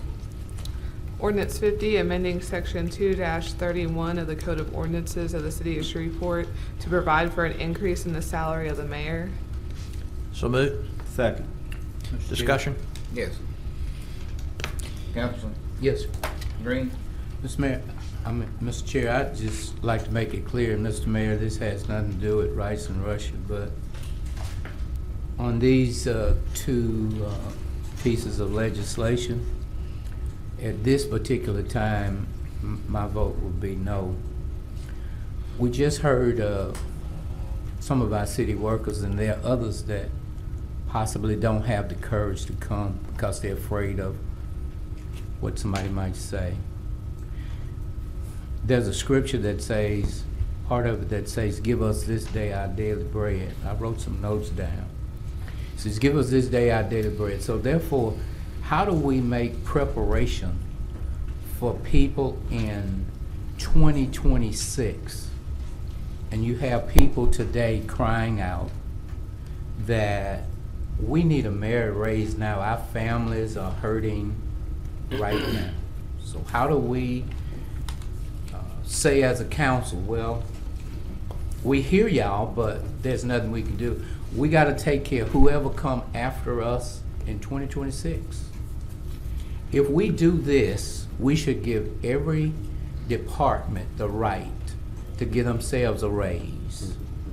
We should say to them, since we're letting the cow out of the gate, then every department should have their right, because if we line the pockets of us, then we should allow them to line the pockets of themselves. When we change this from a service, when we change this from being servants, it becomes a job. Once it becomes a job, then there is a difference as to how citizens that we should be taken care of will be taken care of. Because once it become a job, this was all set up to be a service. It was so nice to have a list of what everybody else is making. But this list is not apples to apples. The school board was not set up like the city council. In fact, the mayor's office was set up to be more of a ribbon cutting. Not saying that that's all he's doing. He's working hard. Mr. Mayor, I appreciate all the work that you do. But it was set up as to be ribbon cutting. Mr. Whitehorn's job was set up to actually do the work. That's why his salary is more. Back in the day when Mayor Bo Williams was here, Wendell Collins was the one who was operating the city, and Keith Ante, and it goes on. So therefore, when you make up here a job, when you take the salary up, it will become a job. Now, if in fact we have a problem with these folk making this money, then it would be for us to go and strive to be one of them and not one of us. And so therefore, if we do this, it's going to set a bad precedent for our city, because, you know, now it's strange that we don't have Bossier on here. Normally we use Bossier as our model, but we don't have Bossier on here as a model. We don't have Bossier. I don't know what happened to Bossier, because we normally have Bossier. I say we can do this when sanitation workers, when all city employees have the money that they need, that they can take care of the citizens. When should we do this? When all the pipes, winter will come again, and there are people crying out now saying, what about my pipes? What about my street? Winter time is coming again. What about my garbage pickup? I thank God for Councilman John Nicholson, who joined us some time ago to at least give the sanitation workers a little more money, because we don't think that their job is important until the garbage is not picked up. We struggle, man. I know you took a hit, Councilman, and I applaud you with it, and I tell your story every day. But those women and men that work in that department and all other departments, they make us look good when they do their job, top of the line. And I think it's very unfair for us to look to 2026 to empower other people when we have needs right here now. I just think that if you don't want to be a servant up here, as the brother has said, then we should seek something else. I just think that you got to have servantship. You got to have a servant heart. Mr. Mayor, you got a servant heart. I promise you. And I'm not just saying this because you're there, man. I know you work night and day for this city. But as to how this was set up, before we go and do this, I think we ought to allow the citizens to say, okay, it's time to make a change with the charter. We have the power to do it, but just because we have the power is not right. Those guys that were sitting in the back, standing in the back there, their families, he said $36,000, that the average family, they struggle. Those guys were back there, man, they for real. They on the street right now. Before I would take that, I'd rather just leave from up here before I would take money to give to somebody in 2026 that I don't even know who's gonna be up here. But I wanna make preparation for them. That's unfair to the folk that's working now. Our council staff, man, they work night and day. I mean, night and day. I know I tell them thank you. I don't know if we even appreciate them. In order to appreciate, you have to be able to evaluate. There are people, department heads right now, the police department right now, the whole momentum of departments are down. And here we are saying that we are going to get money for 2026 for people that we don't even know.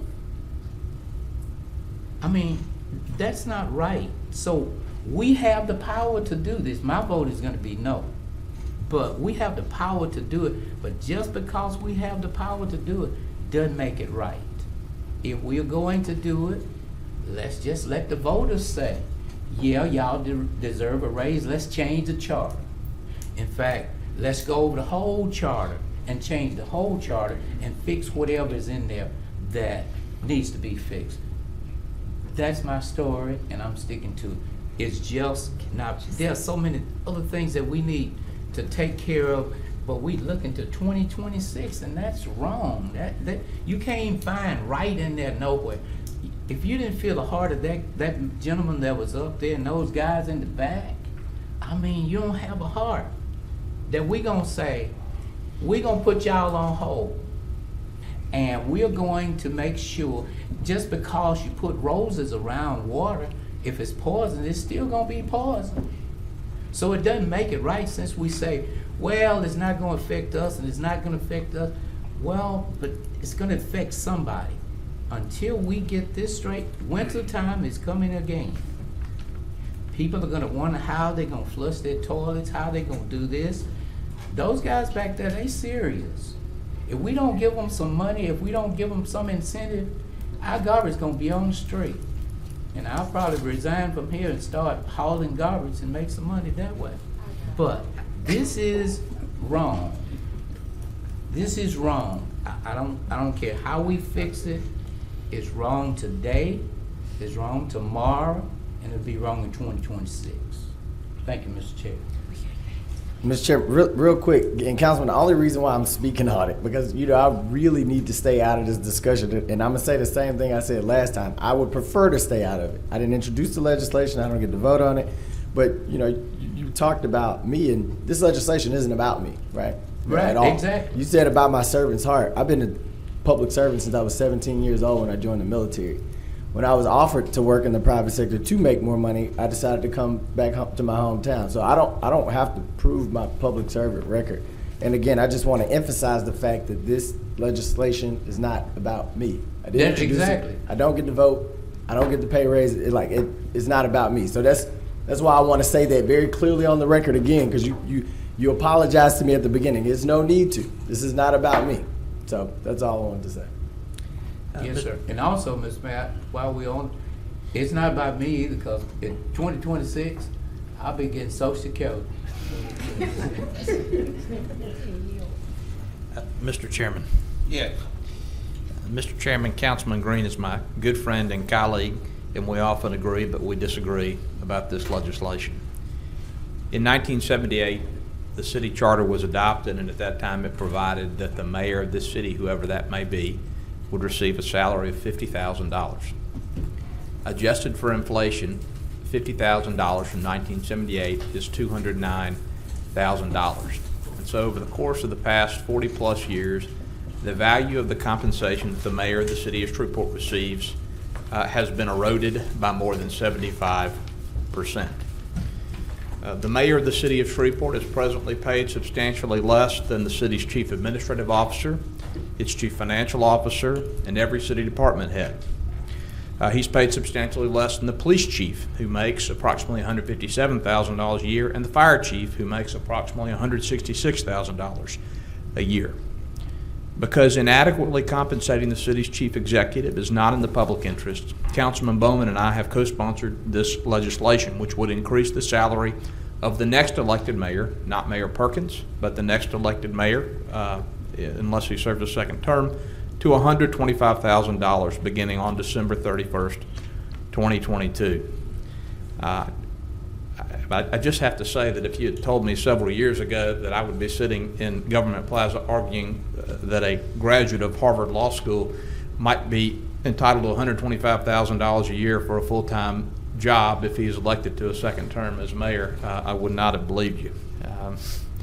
In evaluating this legislation, I ask you contrast our mayor's present salary of approximately $95,000 with the following salaries of 10 different chief executives of public organizations in our community as reported to the Louisiana Legislative Auditor. The executive director of the Caddo-Bossier Port Commission makes $292,000 a year. The superintendent of the Caddo Parish School Board makes $260,000 a year. The administrator of the Caddo Parish Commission, who works in this building, makes $215,000 a year. The clerk of court of Caddo Parish makes $178,000 a year. The tax assessor of Caddo Parish makes $172,000 a year. The CEO of the Shreveport-Bossier Convention and Tourist Bureau, which the city funds in part, makes $165,000 a year. The district attorney of this district, $149,000.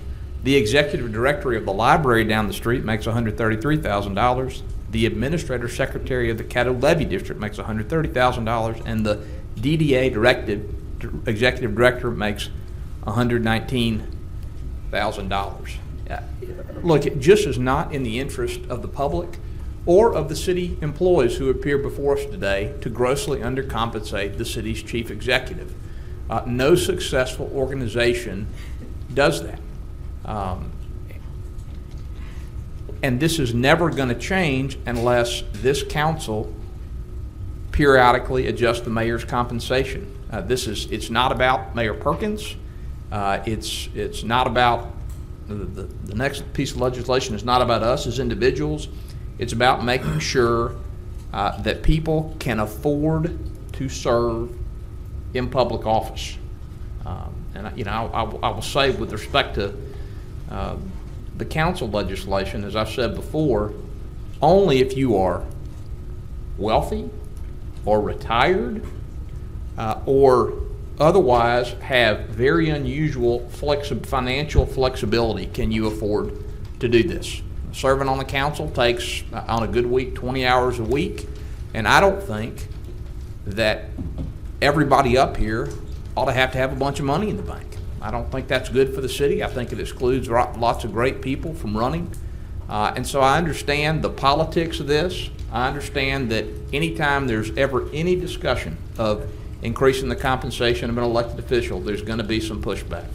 But on the merits, especially with respect to the mayor's compensation, there is no rational argument, in my view, for not incrementally adjusting the mayor's compensation after the next election to an amount that is still a tiny fraction of what the mayor was paid in real dollars in 1978.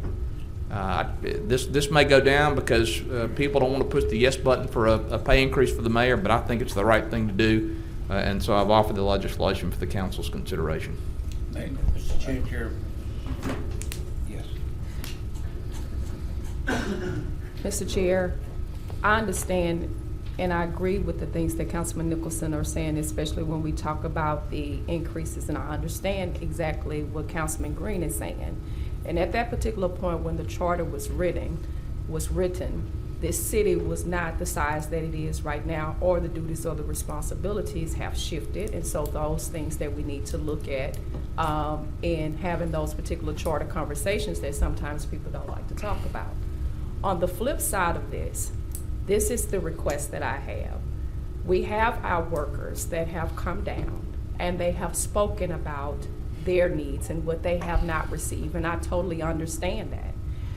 I'm asking if we can table this particular legislation, look at the merit increases for our employees in the collective, come back and revisit this conversation. I think that we have to send that particular message to them that is front and center. I understand how they can feel that this is a backwards approach that we're taking. And I'm not argumentative, because I do think that whoever the next mayor is going to be, that salary needs to be increased for the duties and responsibilities that we have right here. But I also understand too that some of our employees will never see that amount of money at this particular point in time, and we need to look at how we can implement the system in place and putting those merit increases back into operation. So I'm asking if we can table this particular piece of legislation at this particular point in time, and focus on what we're going to do for our employees and revisit it. Mr. Chair. I believe Ms. Fuller's next up Oh, on I'm the sorry. board Go there. ahead, Ms. Fuller. I'm sorry. We high-tech now. I agree with Councilwoman Taylor. And I think that a lot of this comes down to the timing. Like, why don't we table this, break the sweat that we need to break so that we, one, take care of the workers, two, we're not gonna, there's people that are just gonna always say no. Right. And there's nothing that slaps harder than when people are basically saying that y'all aren't fit to scrub our toilets, and here you are asking for money. And I rebuke that, because I know what we do, and I know how much we care about what we do. However, I think that it's about the timing. I think that if we're looking at something for a future council and a future administration, whether it's re-election of the same people or not, why don't we break this what we need to break and then come back to this and review it? Because I understand why you all were coming at it. I think that your intentions are sincere and they are in earnest. I just think the timing is a little bit off. Thank you. Councilman Butcher? Thank you, Mr. Chair. I had some comments earlier, but I do want to add this. I'm glad to hear, I agree with Councilman Green 100% that this needs to be done through a charter change, but we need to, and I remember last year that we proposed a charter committee. I think that's a good idea. I think Councilwoman Taylor said that. I think we need to look at several things. Things have changed in the city. But on this particular issue, I agree. I think it's a timing issue. I kind of thought a lot about this because I do agree, especially with the mayor. The chief executive of this city does deserve more money. There's no doubt. I think all of us sitting up here agree. And that's taking Mayor Perkins out of the equation. That's whoever's next. Or I just feel like that is something we need to do. And I think it's a modest raise at $125,000. It's modest. As far as the council goes, I will never vote for any raise that will affect me, and this could potentially affect me. I would prefer for that to have been done. Like I said last week, whenever I was elected to this council, I had no clue what the pay was. Not a penny. I never asked. You can ask Michael Corbin, who had several conversations with me over the course of the election. I never asked him how much he got paid because I knew it wasn't much, and that's not the reason I did it. I did it because I wanted to serve. And I think all of us up here want to serve, and I understand what you're saying, but it also takes a servant heart. But I just think that tabling this legislation, getting pay for our employees, I mean, we're down 100 police officers or so I'm hearing on the news. I don't know if that's a fact, but I'm hearing that we're down 100 police officers. Maybe a few more. Maybe a few more. We're having murders of teenagers on the streets. I mean, we have to do something to get the city under control, and it's not under control. I kind of look at it like this. I think about this like you get this new $100,000 a year job, and the first thing you do is go out and buy a Maserati. We're now on stable ground, and we're starting to get our sea legs up.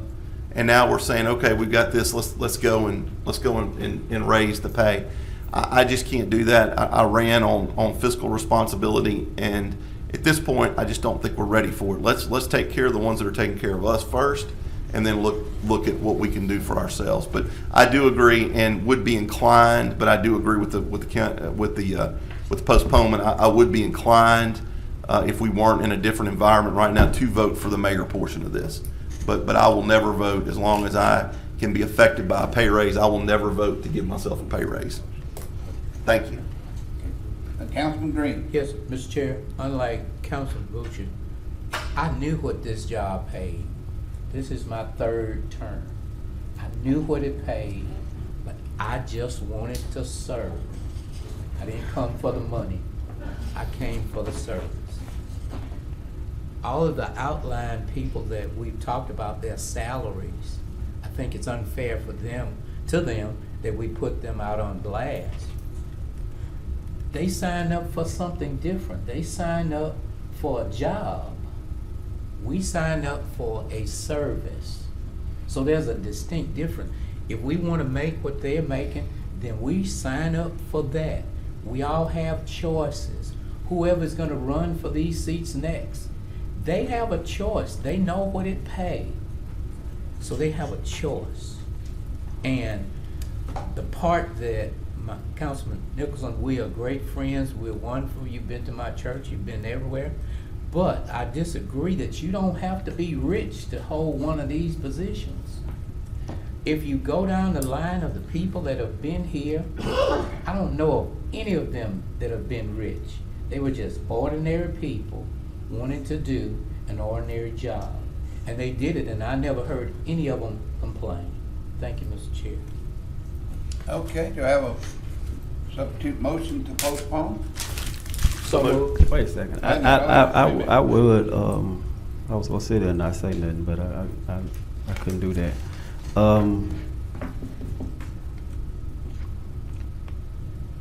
I've heard what each one of you said, and I can agree, except what bothers me is when we get up here and we contradict ourselves. So that's what bothers me on that.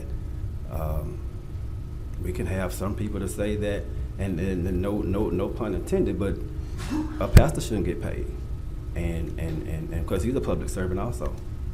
But I don't see nobody giving their salary back. Not nothing against you. I'm just saying, Pastor Green. You got a scripture on that? Muzzle not the I have people that are asking. I got the flow anyway. I have people that ask that mention that, and that's what that bothers me on that way. Call you. You're not a pastor. And they're speaking in other, like I said, pastors. I didn't say Pastor Green's on the record. Well, I'm the one up here talking, Councilman Bowe. You got the flow. Go ahead. But since you personalized me, I just want to. No, I said no pun intended when I first said it. That's what I said. If I had to say something about Councilman Green, I have no problem with it. Okay. Jerry don't bite his tongue. People tell you that. Okay. So, as a matter of fact, I understand what you all are saying, and Councilman Nicholson, if it's the thought of the majority to postpone, I'm fine with that. And we can move on and come back to it at a later time if you like, or if you want to vote it down, I'm with you 100%. We can postpone. Okay, that's fine. I second the motion. Want to table it? Can we table it so we can come Table back it? and discuss it? Yes. We'll table it. Yes. Table it. So Motion to table. Our motion seconded. I got the motion To table. table, and I got a second. Okay. Let's move further discussion, then let's vote. Okay. 3-4-3. And motion to table approved.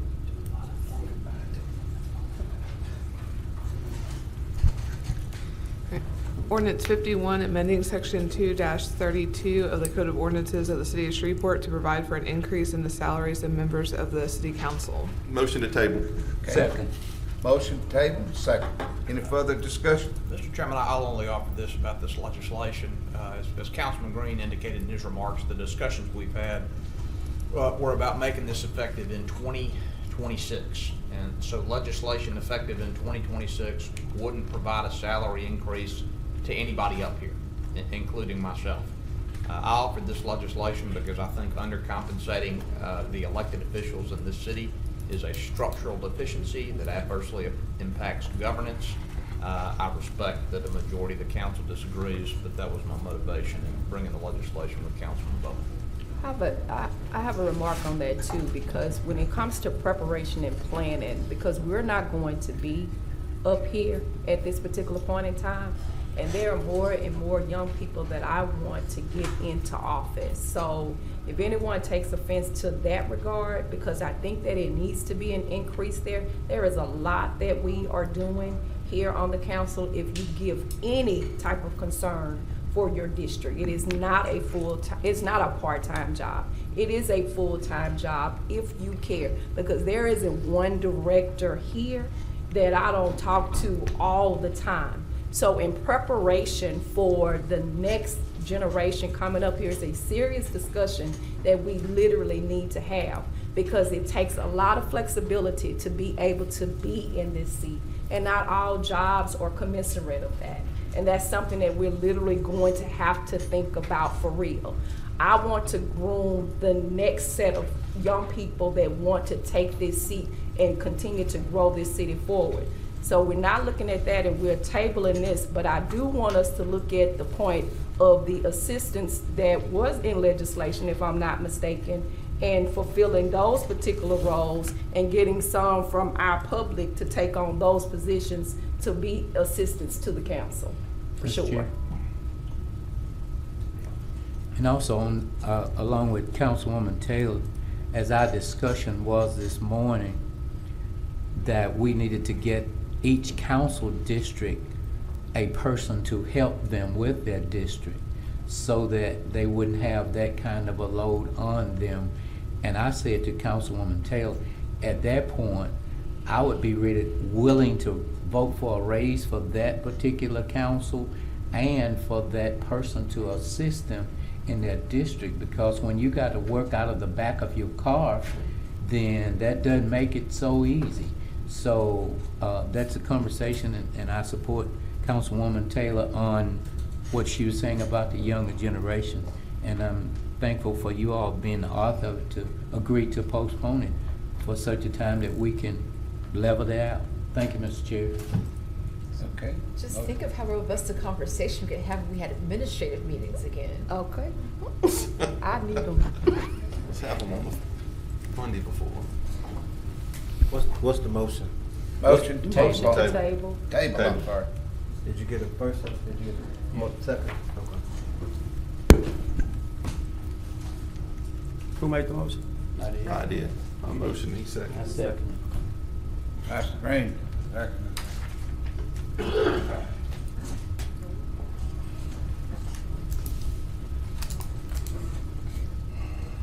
Motion to postpone, the table has been approved. Ordinance 52, amending section 38-115 of the Code of Ordinances of the City of Shreveport regarding penalties for misdemeanor criminal violations of Chapter 38, Housing and Property Standards. So moved. Second. Any discussion? Then let's vote.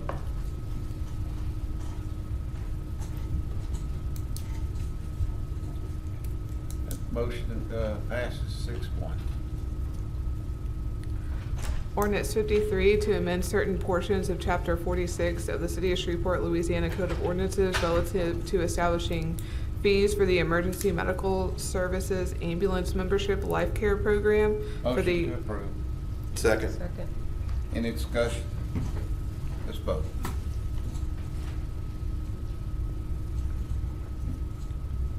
And that passes 7-0.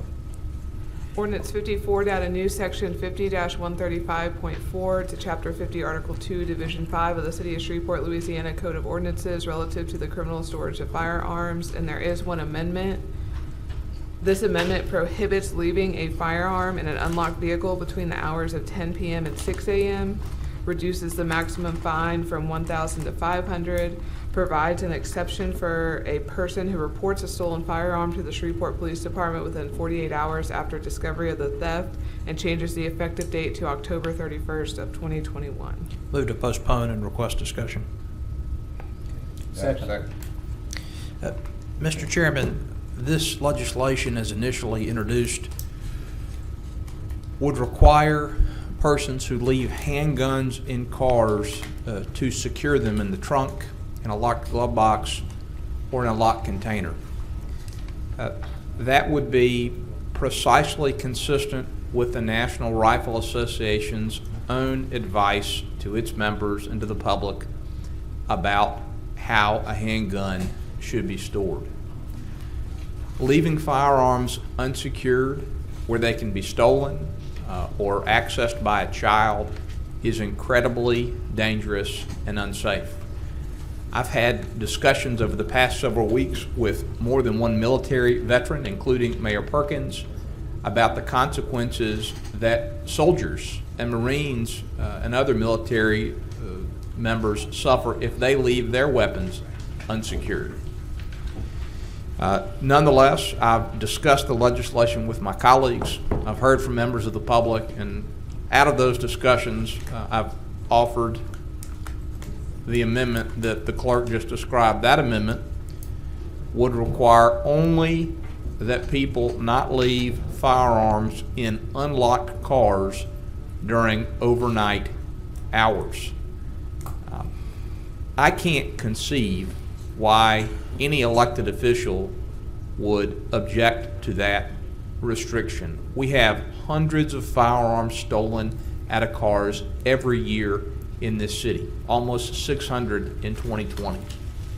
And I hear every week, and have heard every week for the past 2.5 years, from constituents asking me, begging me, do something about violent crime. Do something about the fact that I hear gunshots from my yard multiple times a week. Do something about the fact that a 3-year-old was shot down the street from my house in the middle of the afternoon. This is something we can do. This is a way that we can communicate to the public and to firearms owners that it is not acceptable to leave a weapon in an unlocked car where it can be stolen. I appreciate very much Mayor Perkins' support of this legislation. I appreciate my colleagues who have supported it, and in 2 weeks I will ask the council to consider this legislation as amended and to adopt it. Thank you. In the interim, please lock your car doors and remove your guns from your car. This weekend, literally, there were 7 break-ins and there were several guns that were stolen out of cars from vehicles that were unlocked. So I'm asking you seriously, because it gets into the wrong hands of individuals, and their whole goal and objective is to do wrong when they steal your guns. So please, please lock your car doors and remove your weapons from your car. Mr. Chairman? Yes. I just want to add that, it's really funny that on most of the nasty emails that Councilman Nicholson has gotten on this legislation, I have been copied on them or included, because I guess they think that we're like in a potato sack race or something, that we're joined at the leg. I don't. Maybe you're rethinking that. Yeah. On the merit, I understand, and I tell people this is the conversation I've had on numerous occasions with people. Councilman Nicholson's intentions were good. We do get a lot of calls. For some reason, this still just does not sit right with me. I just can't, at this point, support it. I understand where you're coming from, but I just can't wrap my head around it at this point. I appreciate maybe 2 more weeks. Maybe you'll convince me. I don't know. But I do want to say this. In the interim, I think that one piece of legislation, the resolution to increase the rewards for Crime Stoppers to include felony arrest or felons with guns, is an excellent idea. I think Councilman Bowman and Councilman Nicholson and I have talked about this. I think it's an excellent idea. I also would like for the police chief, and I've talked to Chief Raymond about this, and the mayor, to come up with some type of public service or public safety program, which would include possibly some type of advertisements, and maybe we could partner with some local businesses as opposed to the government having to pay for it, to maybe do an ad for a month on television. Do exactly, have Councilwoman Taylor just did a great job. Maybe you can get on the right at the 9 o'clock, 10 o'clock news and say, hey, lock your guns up. But I would like to see us do that and see if we have some. In fact, a private conversation I had with Councilman Nicholson, and I guess I'm the other party, so I can say that. Let's give that a year. See if we do a robust public, public relations campaign. If we could not maybe get some of this under control. But I will say this, at this point, I don't think I can support it. We have 2 weeks, and I appreciate you postponing it until then, and I look forward to more discussions about it. So, thank you. I think Councilwoman Fuller sent that information for us to take a look at to doing that campaign. Thank you, Councilwoman Taylor. It was because Lafayette did this. Lafayette did a campaign, no legislation, but with a campaign, a robust campaign, PSAs, radio interviews, news interviews, commercials to educate people on the issue. And they watched their data and they did get positive results. That's why I requested, and I'm still pretty obstinate about the legislation, but I'm really in favor of the education component, which is why I'm trying to be an adult and compromise here. But I still feel weird about it, and we'll see what happens over 2 weeks. Councilman Nicholson, you think I could still keep my RA card? You what, Councilman? My NRA card? No. Well, I can't loan you mine because they took it back, Pastor Green. Lose the threats. Charlton has it. Okay, we got it. All right, we have a motion to postpone. Yes. Did you get a second? I didn't hear. Second? Yeah. Okay. Got a second? Please, let's vote. Gotta keep my NRA card. Okay, that passes. Ordinance 55 to revise Chapter 78, Article 5 of the City of Shreveport, Louisiana Code of Ordinances relative to improvements required for new or relocated buildings. So move. Do I have a second? Second? Okay, have a second. Any discussion? Let's vote. Moved by Councilman Green and second by, moved by Councilman Green and second by Councilman Nicholson. Okay, that passes. Ordinance 56 to amend certain portions of Chapter 90 of the City of Shreveport Code of Ordinances to provide for the enforcement of certain traffic violations by automated means and provide for civil penalties for those certain traffic violations enforced by automated means. So move. Second. Motion by Councilman Green, second by Councilman Butcher. Any discussion? I have a question. Got a question? On this particular piece of legislation, is this for this blue line? This is not for that, right? I didn't hear the question. For the cameras? Cameron? No, he's Chief? gonna come up and tell you. This particular legislation, and Ron, correct me if I'm Mr. Latier, it authorizes the city to begin a photo speed enforcement program. It doesn't specify Who it is? who it is at this moment, right? That's a separate, there's a contract that's actually being reviewed now with the company you mentioned, but this is not, nothing in this ordinance specifies that it will be Blue Line Solutions. Okay, so it's just ours right now. It's just saying we want to have the ability for photo speed enforcement within our city ordinances. Okay.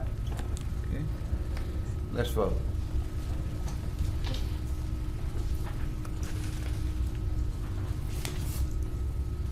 And that passes. Okay. Nothing to take off the table, correct? There's nothing. And the alcohol permit's been postponed, right? That's correct. You guys will need to take a vote to postpone it. So move. So move. Second? Let's vote.